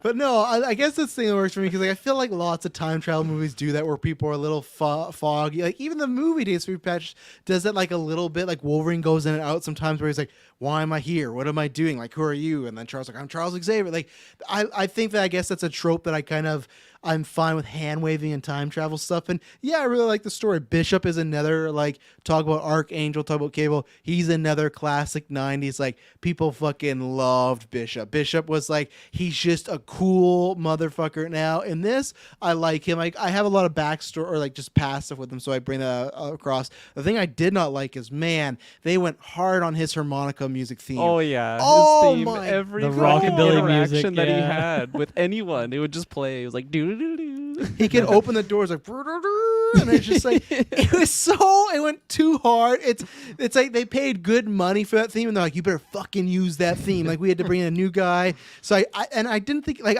I get what they're going for. I think they're trying to go for like a old gunslinger sort of Western thing, but it was one too many times, and two, it just wasn't the coolest. It kind of like it kind of stuck out like a sore thumb. But I like the idea of it being a newcomer because you get the whole team reacting. If it's not, like the movies with Wolverine, it is a newcomer, but still he has like the X-Men, this, that. This is a complete fish out of water story. He doesn't know the X-Men other than the legend of the X-Men and stuff like that. He has like a tribute suit and everything.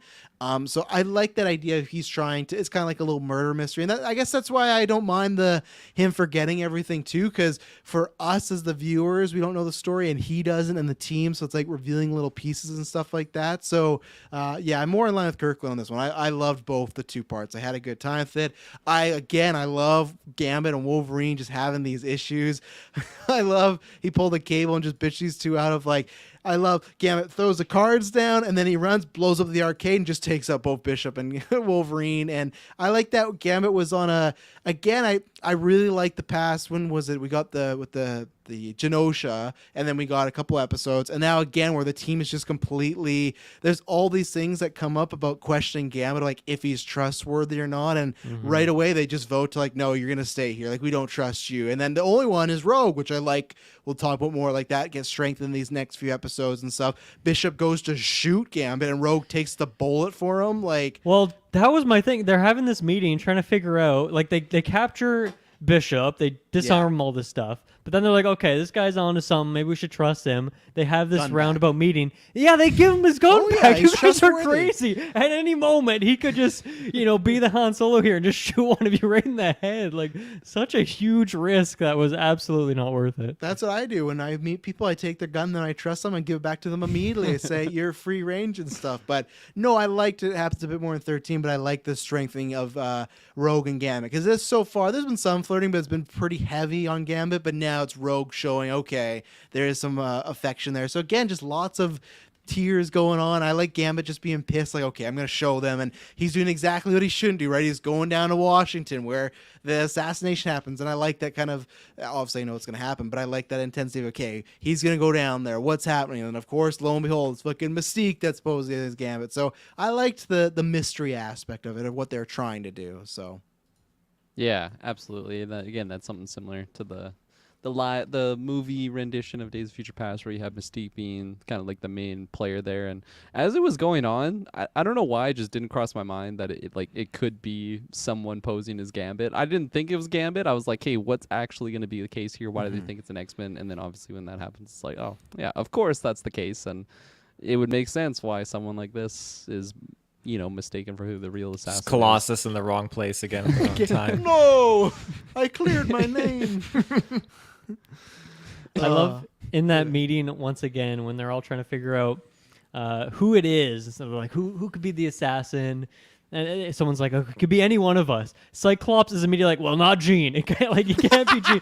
Which is like, the implication is that he's like, I don't trust any of you. It could be any of you. Storm, you could be a fucking assassin, a traitor. I don't care, as long as it's not Jean. But then Jean is immediately like, you know what? Actually, it really could be me. Like, I have a pretty dark past. I was thinking man. about it. Yeah. I love that. Oh yeah, Oh, he's such so a good. boy But also, scout when like, it comes to her. Horrible leader. That was a horrible thing for a leader to say. I know he's got his thing with Gene. Yeah. But come on, man. You should not say that. Gene is his weakness. He makes a lot of mistakes in comics and shows because of Gene. But he did. Now, obviously, the plan didn't go well, and Bishop and Wolverine, I think, kind of screwed it up. But again, at least we're talking about want to see more plan. It was Scott's plan for Gambit. You're going to stay back. Wolverine and Bishop, you're going to watch him, and the rest of us are going to go and take you out of the equation. It didn't work. So, Juggernaut worked this time. But again, at least it was a plan. It was something formulated where it's like, okay, we're going to try to do this. It was, though, right? We wanted them to have a plan, and they did. It wasn't just, oh, we'll see what happens. Xavier goes, and I like even then when they're talking about who could be killed and stuff like that. Same thing like Gene. Charles like, well, Gambit could easily kill me because Charles sounded so arrogant, and it's true, but he's like, if I were to die, a leader of mutants and a free speaker, it would hurt a lot of people. And like, he's not wrong, but he just talked about himself in such high esteem. He's pretty arrogant in this show. Yeah, that's when Gambit was like, I am going to fucking kill you. So, yeah. I really liked seeing like the older Wolverine interacting with Bishop, and then the young Wolverine, and just like the parallels there. Because when we get him, Look out, rookie. in the future, he's he's introducing Bishop to his crew. You can trust him. He's my boy here. And then where we get the younger Wolverine, he's like, I'm not letting you out of my sight. So just to see that just that comparing the two. Obviously, one person's been through a lot with this character. And then to the young version, who it's just young, sprawly Wolverine who's not trusting anyone and just being the classic Wolverine. And man, I was so blown away with the amount of detail they went on, like the close-up shots for Wolverine, because for like the future shots, he doesn't have his mask on, and it's just, I swear it's like super zoomed on him, and I can see every little like beard follicle of hair, and just it was kind of surprising me. I'm like, man, they really went to depth with and same thing with Bishop too. They had a lot of close up, and just every little like ridge of his face. They went so much into the depths of the detail on it, and I appreciate it, at least to have this 90s style of animation. Very nostalgic for me, reminded me of those cartoons. So they did that so much with Sabretooth, and it really stood out to me. I was like, why are you doing this for this character? These like very close zoom ins, but yeah, it was fun to have some more of those for some of our actual heroes. What did you guys think of the look of the future Sentinels? The kind of white and pink, very small version, Nimrod. And like they're very Nimrod. they're very what's the word, like rigid, I guess. Like they don't. Yeah. I feel like not don't very bend. maneuverable. At least the other Sentinels move around a little bit, but I thought it was a very strange look. And also coming from the movie version, which are just so badass, I was like expecting something like darker and grittier as the future is, but it's like, no, this thing is like full white and pink and just very bright. I did not see it coming at all. Yeah, no, even Nimrod, I've not been the biggest fan of his, because he looks X-Men's very sci-fi, but that's like overly sci-fi. But no, I'm much more a fan of the OG look and stuff like that. But at least I like that they try to go for something, make them look different, stuff like that. It wasn't just, okay, it's the Sentinels, but they're bigger, or so. Like they have a couple original looking Sentinels too in there, but I like that there's some variation, even though if I don't necessarily love the choices. So. yeah, the white was a choice for sure. Maybe it's just to make it look like super sleek. Like this is 100. This is the future. The creme de la crop. So I get it, but yeah, I was just so confused when Nimrod first showed up, because he looks so different than the other Sentinels that I had seen, and they just like calling him by a name that I'd never heard before. Yeah. And I don't know why. I assume Nimrod is like I just assume the name Nimrod's just like a diss, like that's such a Nimrod. Like it just sounded weird for them to say it in the show. Nimrod! Which it actually is just like a normal name, which is weird. That I don't know where it got that context, but yeah, it is just. I think it's like a more Eastern European sort of thing, but. I think in the I don't know how, but I think somewhere in the 80s along the way it became like a term for geek, and I don't know how that started, but it definitely became. There was probably some Nimrod. Famous Nimrod that we all forgot about. Who is? Yeah. Must have been. Yeah. He's planning his attack on the Senator Kelly right now as we speak and stuff like that. Yeah, Nimrod, he pops up in X-Men, so I can't remember. I think he'll pop up in the show again, but he's always, lots of time, there's always, if there's a tech villain, it's like, oh, it's fucking Nimrod, and he's revealed. And very Ultron-like you can't fully get rid of him at times, It was like rebuilds, right? And they had to be Yes. pretty quick, which it didn't really seem. That part of it actually wasn't really a plot point, funny enough. Like they ripped him apart, and then they're like, "Oh, he's rebuilding. We better do this quick." And it's not like he rebuilt and then they had to fight him again. It's like, no, they were quick enough. Yeah, but they remember just the blew up his head. Transceiver. But remember the end of this episode where when Bishop goes, well, first of all, he doesn't go back. Wolverine just like, your time's over, rookie, and It's Rogue. Rogue? Right, yeah, and they just break the device. Smashes it. One, dangerous. What if that killed him? You don't know how this device works. just like explodes in front of you. He flips from the inside out like The most painful death ever. you have to hit the button first. Forrest just sitting there waiting for it to come back. The button. Sorry, sugar. Yeah, and when Bishop comes back, he's just like bones and skin, just like ripped apart like Nimrod. But no, yeah. First of all, if you've not watched this episode, do a drinking game every time the harmonica theme plays, and every time Wolverine calls him rookie, because he calls him rookie like a dozen fucking times. My goodness. But remember, Dylan, when they said the assassination, that's not what created the future, I guess, and that's why they didn't. Maybe Nimrod, that gets returned to the point, because they didn't want to kill him off here, because if we ever go back to this timeline, Nimrod's still kicking around and everything. Because that was the proven thing, that the assassination was not how we got here. So what Yeah, the could future be? still sucks afterwards. Yeah, no matter what they go back, it's always gonna suck. So, anything else on the Days of Future Past arc?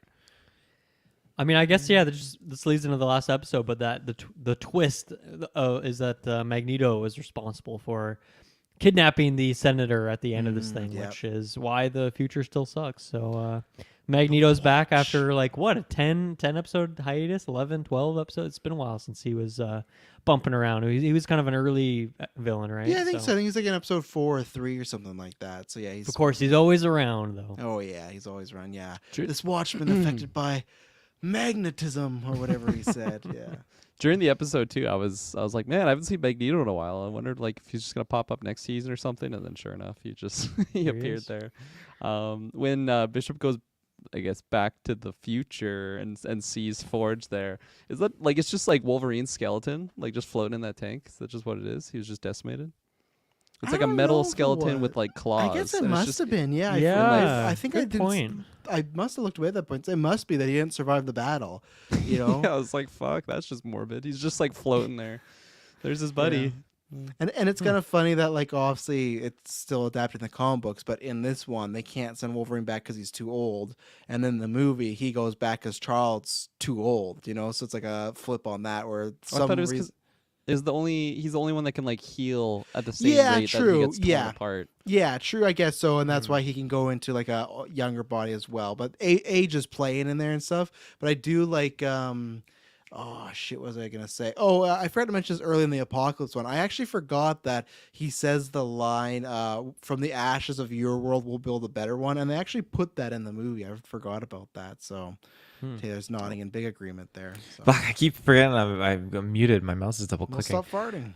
Stop farting. Yeah. Oh, that's a courtesy to all the listeners. I'm just saying. Ruben's caught me on Cryptic Clues once. He's going through the audio. He's like, Taylor, I think I caught you. I'm like, oh shit.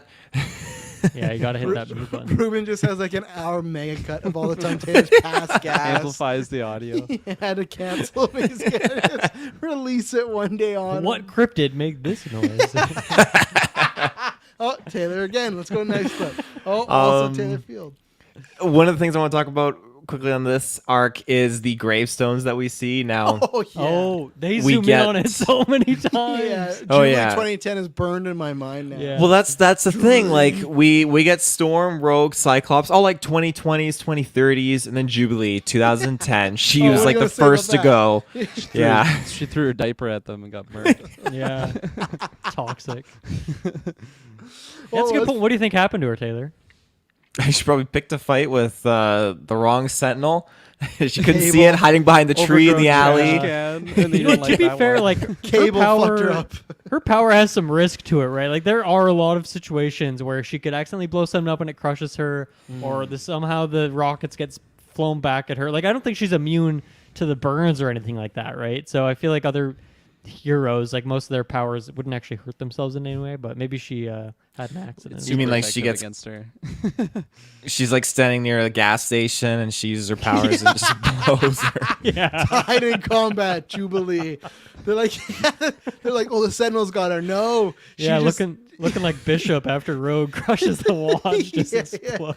No, the Sentinels didn't get her. She had an unfortunate, like the Zoolander scene when they light the cigarette there. She's like, I got this. Because I forgot to mention this. There was this line in episode 8 when Wolverine went off on herself. Jubilee was like, me and Wolverine can take on anything. And I was like, really, Fuck. Jubilee? You think you've earned that status so far? And I guess I forgot to mention that in that episode, you did start to see how now, because in the comics, this is always thing. X-23, Rogue, Kitty Pryde, Wolverine's always taking on a young damsel and stuff. It's never romantic with the young ones. It's just like a father figure. And now I think I forgot to mention that in episode 8, they had their own little journey. You can kind of see that he's taking her under his wing a little bit and stuff, because she at one point she was crying when she's like, the mansion is my favorite place to be, and he's like, it's my favorite place too, you know, and stuff like that. So guess we got that in common. yeah, I guess we got that comment. Shrink. It can only be one of our favorites. No. Find another mansion, kid. Yeah. 2010 says hello. But Yeah, it was Tombstone. Wolverine all along. There are tombstones Yeah. in the 90s. It's not She's even like, I'm gonna be your 2010. roommate now, and he's like, no, you're not. yeah, 93 Jubilee. Oh man. We also got the Blob in this episode, eh? Oh yeah, Oh, we the did. We round talked boy, about you him. mean? Yeah, the round boy. Round boy. Come here, round boy. You know what? One of the if you want to talk about like a guy that take a lot of damage, Rogue couldn't suck him up. Cyclops' beam just bounced on him. Yeah. Super punches just went into his belly. Very powerful. Like great guy to put on front line. This was another good moment to showcase like the teamwork, I guess, of the X-Men. 'Cause Mm-hmm. they really worked together. They didn't think outside the box to dismantle him. I thought he was just done for when they threw him in the water, because I'm like, I don't know how the fuck he's gonna get himself out of the water with those Yeah. little arms of his. They also but- looked concerned too when he hit the water. They thought they killed him. So yeah. Travis, I mean, he has could have flipped upside Apocalypse has Apocalypse ever enhanced Blob? I wonder what that would look like. I don't think. Oh, I'm shit. gonna Google it and see what I can I don't find. think It's a Blob's giant ever been a stone horseman. cannonball. Like a lots of people Geodude, have. That's what he looks like. Like Apocalypse is just bouncing him like a bat. He's a mega sized dodgeball. Dunked X-Men. Yeah, that's what killed Jubilee, a flying blob. Apocalypse just threw the blob in the air. 2010. Like in the X movies when Colossus throws Wolverine as like the bullet attack. That's what they do with Blob, and he just takes out people. Oh man. Oh, what do you got here? I don't know if this is actually what this is. Oh, God. Bro, yeah, Fred Dukes. He's got- That he's got hand the- totally caught me off guard. Well, looks Yeah. like that's Oh my Angel's. god! Yeah. He's got the Mystique skull too. It's unclear. Is that a tattoo? I guess it's I also think it's like a where his tattoo. belly button would That's be. but- that's Angel's arm though, so that could be him on the Horseman or attached to the Horseman. Man, Just like, flying how on did he Angel. enhance him? Shoulder pads, Fred. Like fuck. Like what did he do? Like look at that picture of Apocalypse though. Don't go to that one right there. This one, yeah. Yeah, look how fucking cool That's- that guy. I love the looks. A right there. Oh yeah, man, I'm excited. What's that one with Blob laying down? Go up a little bit. Below Oh, Archangel. that's X-Men. Oh, Oh, yeah, no, that's right. from- He was in Apocalypse. I forgot. They had a street fight in the cage. I totally forgot. He wasn't Blob was deemed in there. strong enough though. He didn't Yeah. get brought Yeah. along. Damn. Blob to appear in X-Men Apocalypse? Well, maybe he'll... I actually don't know if he'll come back. I wonder if they might deem that character not PG enough anymore to like, especially in this one, they're making a lot of weight jokes. I don't know if they will ever do, if they do the Blob, maybe it's just the Horseman Blob where he's very armored up and stuff, but anything else on Days of Future Past? No. Kirk and Patzer, what are you giving this? So for both episodes, I guess. Just the Well, cumulative? it depends if they're a different score. Obviously, you can specify if they're the same. I think I'm gonna do just a big old 2 thumbs up on this Oh, one. I yeah. love the just war torn scenario. Remind me of like an Akira type setting. And yeah, I just thought it was really cool to see a different take on the story that I really like, which is Days of Future Past. And I'll join them. The double thumbs for Nice. me. Double Love thumb. it. Big time. Big fun I'll time. go with one thumb on part one Mm-hmm. and middle thumb on part two. It's fair. I'm gonna go thumb and a half for both. Okay, there you go. Some Alright. variety of scores. I thought it There's- sounded like you really hated Bishop. I didn't expect that. But Well, he bothered me, but You're there's story reasons as to why, like the teleporting and the time travel. Okay, it makes sense, but not enough to really detract. big Blob fan. It boosted it. Oh yeah. right. And now we get to the season finale of season 1, The Final Decision. The X-Men and Magneto team up to stop Master Mold from replacing Senator Kelly's brain with a computer and engage in an all-out battle against thousands of Sentinels. Kelly calls off his anti-immune campaign, and Beast, Kirkland Patzer, is freed from prison. So, you know what? I think this is like, to me, in a way where it's like, there could be a version of why you could think this is like a anticlimactic finale, and I might not say you're wrong, but I think what I like about it is because we do get 5 more seasons that paid off. It's one of these things that you don't want to make it Magneto because you want to hold off for some of those bigger fights. You don't want to make it Apocalypse because that's setting up stuff down the line. There's a big villain which we'll talk about at the end that they tease. So I feel like, and there's other villains that haven't even come up yet. And, you know, it's not going to be Sabretooth. So I feel like from the way the season started to the Night of the Sentinels, they've been introduced, Days of Future Past. I think them being the finale boss in this season really works for me. I think the episode is just solid. I think it could have been better, but I actually like the idea of like, and of course Sentinels come back, but in the next few seasons we start to transition into some bigger threats and some bigger turns and stuff. So I liked it as a final for this season as far as it fit with the theme. So that's where I am on overall thinking of it. I had a good time with it overall. It actually has, funnily enough, kind of the Disney Plus finale itis where it just feels like there's way too much that's rushed in here for one episode, and it is kind of, you know, very much a 3-parter in a way with Days of Future Past. It doesn't have that time travel element in this episode, but it's kind of continuing like that exact cliffhanger from that previous one. But yeah, I feel like there's a lot of things in here that maybe felt a bit rushed, or there's like, okay, I would have actually liked to see how this played out. Instead, it just sort of happens. But there's also just some classic outrageous moments that I'm excited to break down because there's always some of that in these episodes. So yeah, overall, I think it's an okay finale. It's pretty good, Yeah, it worked for me. Basically what Travis was mentioning there, how like you don't have to have Magneto as the big villain here. Also for me, I feel like by this point in the season, I'm kind of just like, I don't want to say I'm done with the Sentinels, but I feel like I've had my fair share. Like I'm kind of full up, full on Sentinels. So to have them as like the main villain here, I mean, Travis, you kind of alluded to that we might be seeing them again. So I don't know. Maybe, hopefully they're spaced out enough that I'll be ready for them. When I think they're more again. cannon fodder as far as like every once in a while, like, oh, Sentinels, like to have a quick battle scene. I don't think there might be one or two, but I think it kind of transitions away from the Sentinels being the main ones, especially because the anti-mutant agenda ends apparently, right? So right, and they deal with what's the name? Monster Mold. Monster Mold's great. That's who's gonna be next season. Yeah. Is it? I thought it's a mole like the animal, not mold. No, it's mold. We talked about this last time. We had the same conversation. MOLD. He's Wow, molding. okay, it does not sound like they say that in the show. So yeah, like so to have them as the main villain, it's just like, okay, this totally works because I'm not like sad to see them go, really, you know, to just, and there's so many just big robots that they can just defeat that you can have multiple little cannon fodder for our heroes to defeat on the way to the main villain. So yeah, for all those reasons it worked. And man, it was really shocking I can't remember if it happened at the start of this episode or the end of the last one, but to see Magneto kind of get defeated and then like lose his helmet, and he just got those like long locks of just white hair, man, looking good. I like that look a lot. So tripped me out as a kid when his helmet came off all time, and it was always like he has that much hair and stuff like that, and which is gonna be great because in the '97 show, his helmet or his costume is without the helmet, so he has long hair like all the time. So it's gonna be good. So. Taylor Field, I'm very curious on this episode because I forgot that there was a certain little cameo appearance by someone. I saw it, I was like, oh man, Taylor's going to love this. Yeah, it was like, yeah, I mean, this episode was just fantastic. I really loved everything that we got, just how climactic it was. And yeah, it's early in the morning. I put them on before I go to work. So it's like 6 a.m. and it's like cruising through, and it's like, the moment happened, I was like, oh! I had to like rewind it. Waking poor Madison up at 5 a.m. Yeah. Yeah, she doesn't know what I do in the morning tonight, so she strolls down like, what the fuck are you doing down here? I'm like, I'm watching X-Men. Just the blob going around. Can I get into that now? Is that okay? Yeah. So yeah, the setup please. is Xavier is reading Gambit's mind.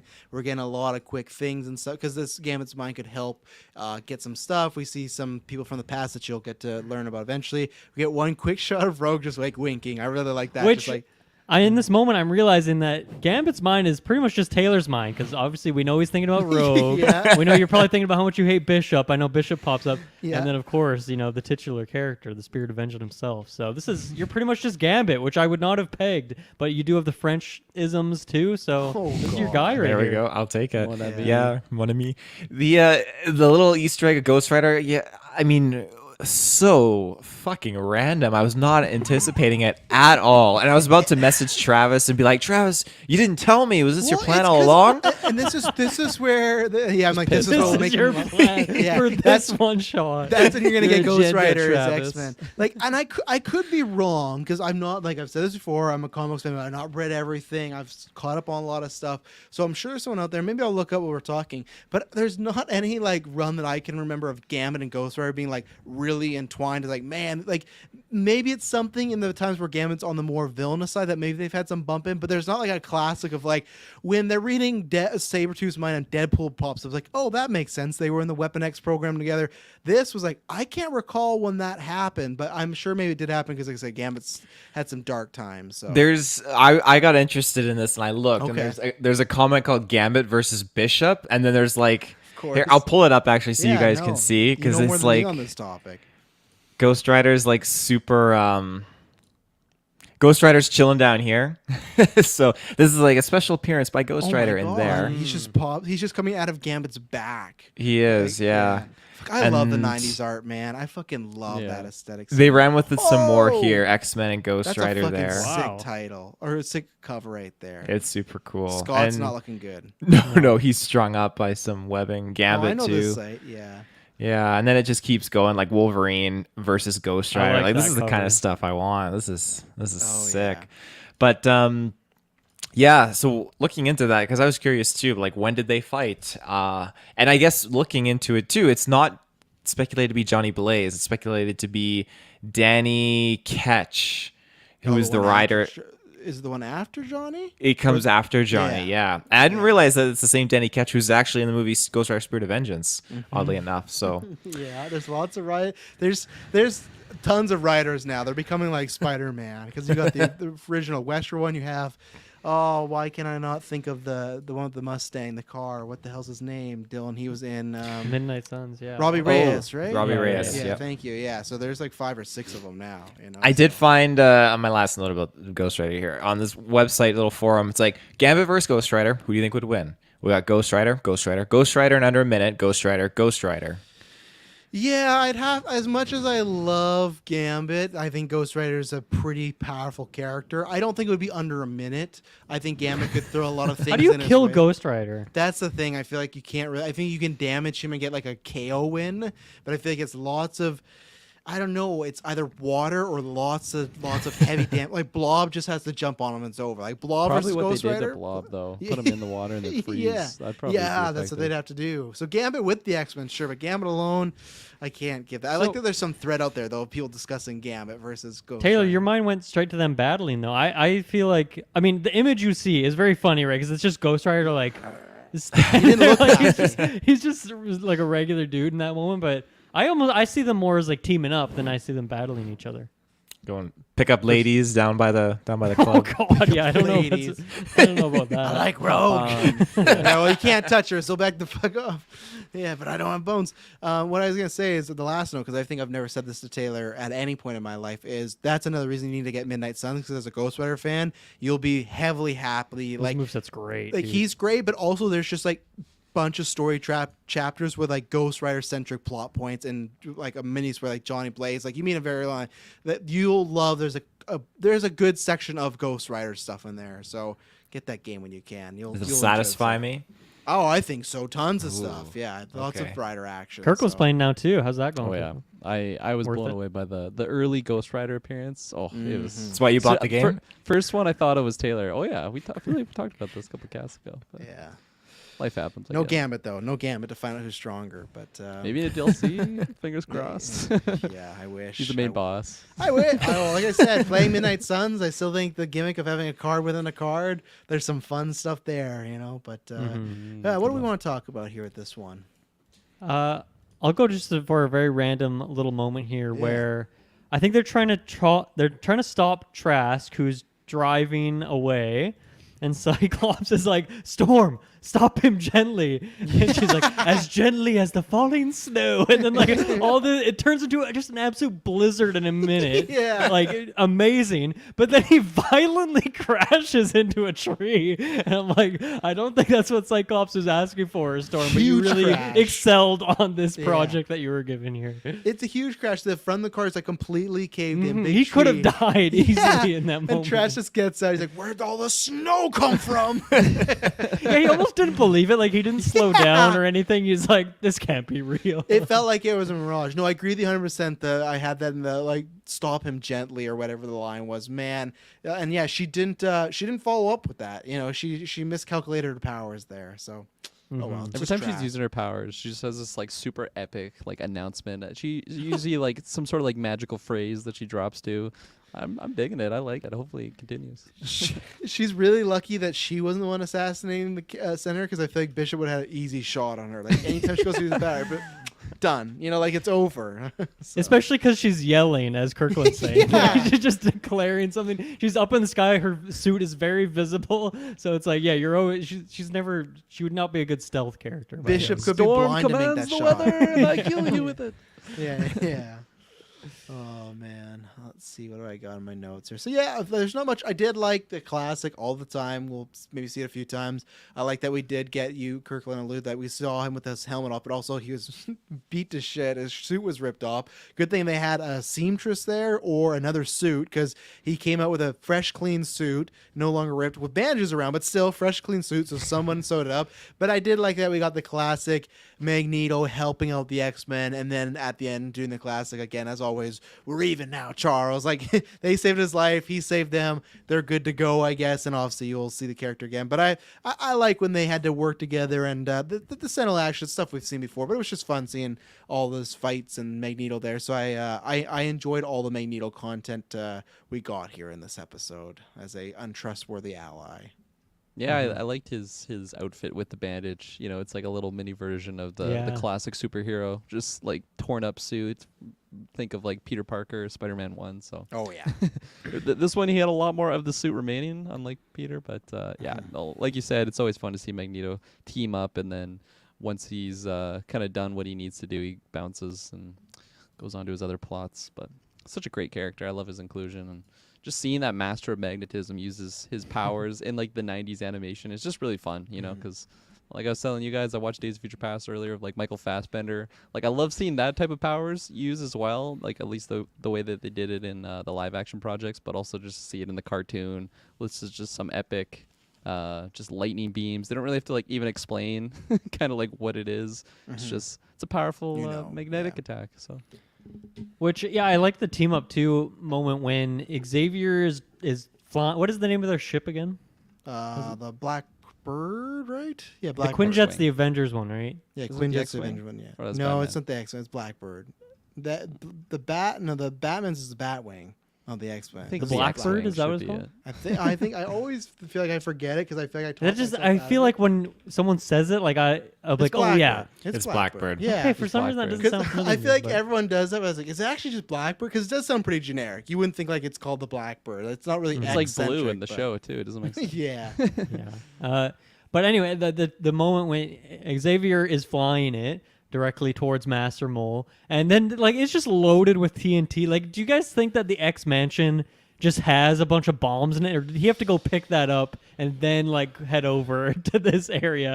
I do not think that this school with the Jubilees of the world around who have explosives in their pockets, like I just feel like I don't see them having a storage room full of TNT. Also, once again, if Juggernaut rolls through, that's going to make the thing much worse. So I don't know. So Everybody's just got dynamite now, like Sabretooth. It's just damn, that's easy what I was gonna commodity. say. Yeah. I was gonna say they didn't, but when Sabretooth stayed for a bit, he They left confiscated his some. stuff. Yeah, they left some, and they're like. But then it "Let's wouldn't have been in use-" the mansion because the mansion got just completely toppled, and that was in Just missed between. it. Just missed it. Okay, yeah. They have a dynamite. But yeah, I like that moment when Xavier's flying it and Magneto's using his magnetic sphere to protect it, and the Master Mole like laser, just hits his shield and whatnot. And then of course Xavier like uses the eject and he's like floating down. That's funny. Yeah, But I him thought it was floating was interesting funny. that they blew up the ship, and I kind of feel like that's not going to be a plot point in season 2. I think they're just going to have a new ship, and it's never going to be mentioned. I think so. I feel like it's one of those things where they just have an infinite quantity of these things. I would assume if they could rebuild the X Mansion in like an afternoon, I feel like it's probably not too big of a deal to get another ship for them. It's just a blackbird building more blackbirds like the Sentinels. Master Bird. Each one getting stronger. Master. I forget. I think this is maybe in the earlier fight against some Sentinels and stuff, but I've noticed this a few times where I feel like Storm and Rogue are kind of the heavy hitters of the team, and they often like team up in like the battles, or they're kind of carrying backpacking the team a bit. Like I think even in the first episode, they're the two that are at the mall when Jubilee's getting chased and they fight off the Sentinels. I'm thinking back to the other Magneto episode where they're in that like chemical plant, and I feel like Cyclops gets like knocked out immediately, and then those two He's are just kind a of shock carrying the caller. fight. That's what Cyclops Yeah, is there for, even though he has a powerful ability, but it never seems to do Yeah. anything in this show. In the movies, it's always like this thing will obliterate anything. Yeah. Not in this show. In this show, it's a fucking weak laser. But I really like that duo of Storm and Rogue as kind of the heavy hitters. I think it helps that Rogue in this, opposed to the movies, can fly and has super strength and all that stuff. Oh, yeah. And then Storm's powers, if we talked about, she can lift buildings and create blizzards in a second. So she's obviously very strong. But I really like that duo. It seems like when you need to get shit done, send in the two flying characters with insane powers, and they'll get it done.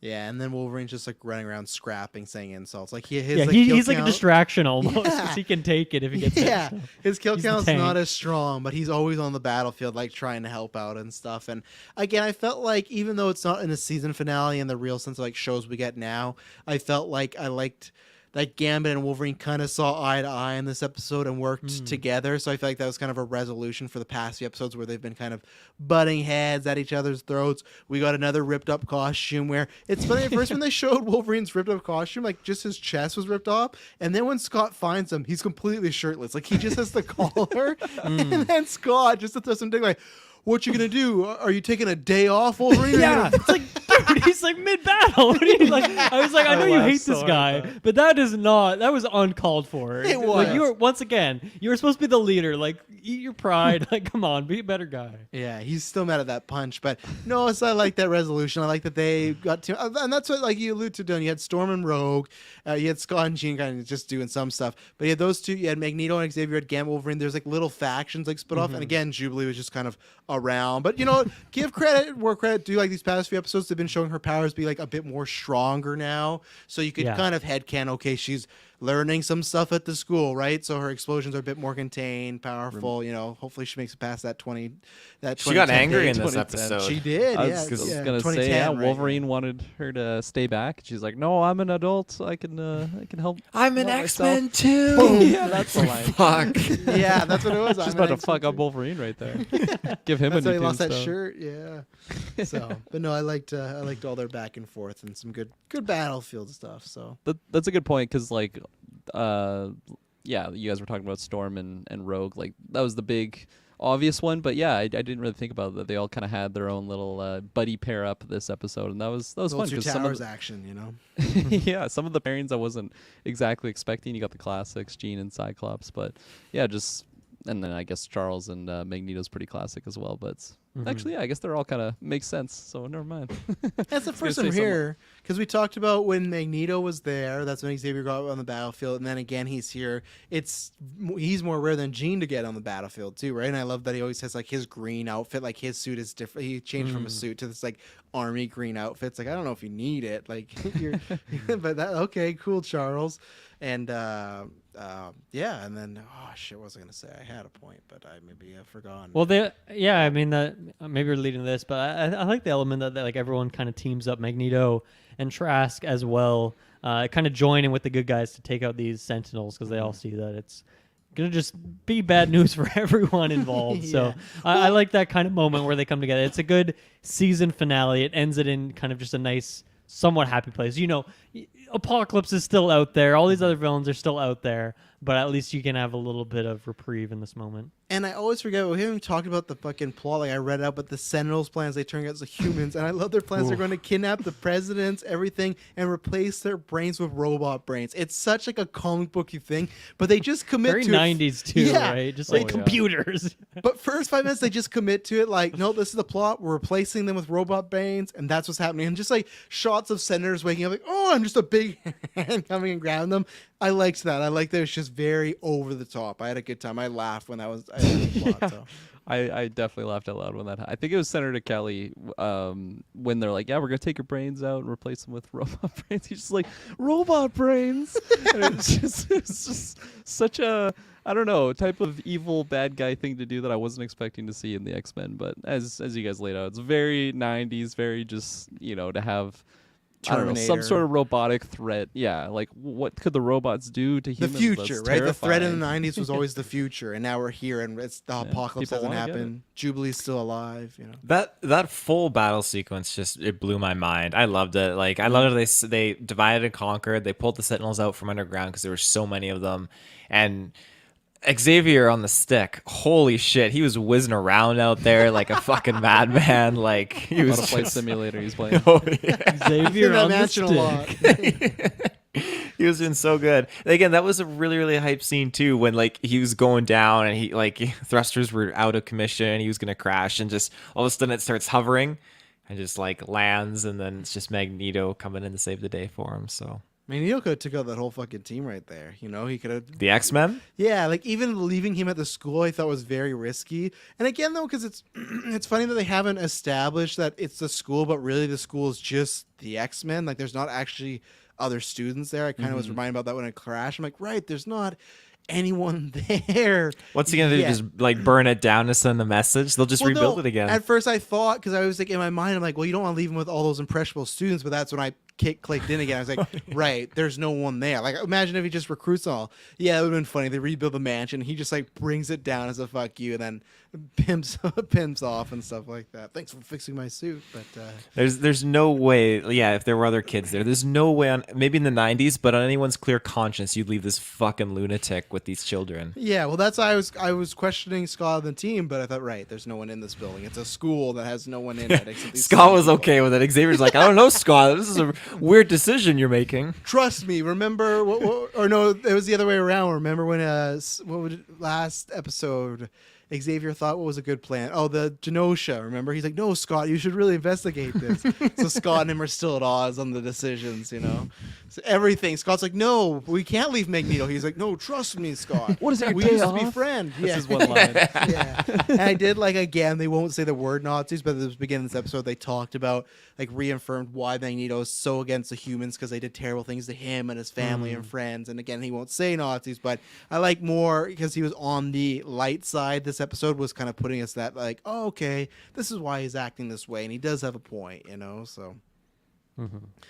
Last two things I have on a romantic level, we got it still counts, but we got our first Gambit and Rogue kiss. She obviously put her hand over them, stuff like that. She kissed him, then said, "I hate you," and then he just says, "You're such a confusing woman."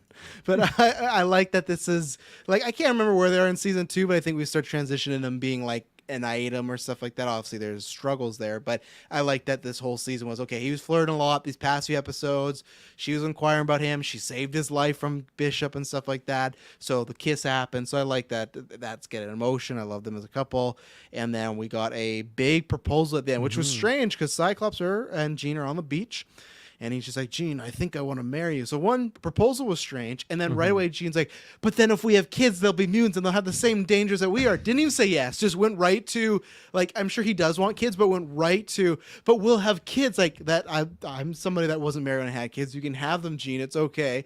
But that happens. And he's like, I wouldn't have it any other way, which is strange. Weird line. Yeah, Thought because that was like, a weird line. I get what they're trying to say is like he wouldn't have like if they're mutants that's fine, but Jean literally said, but they'll try and hunt us down, and him saying I wouldn't have it any other way. I'd be fine saying, well, I want if they're mutants it's fine, but yeah, I wouldn't want them to be locked up. Like I definitely want. We'll make a better world for our kids. That's I feel Yeah. like that's kind of what he should have been saying. I'm just like I don't care.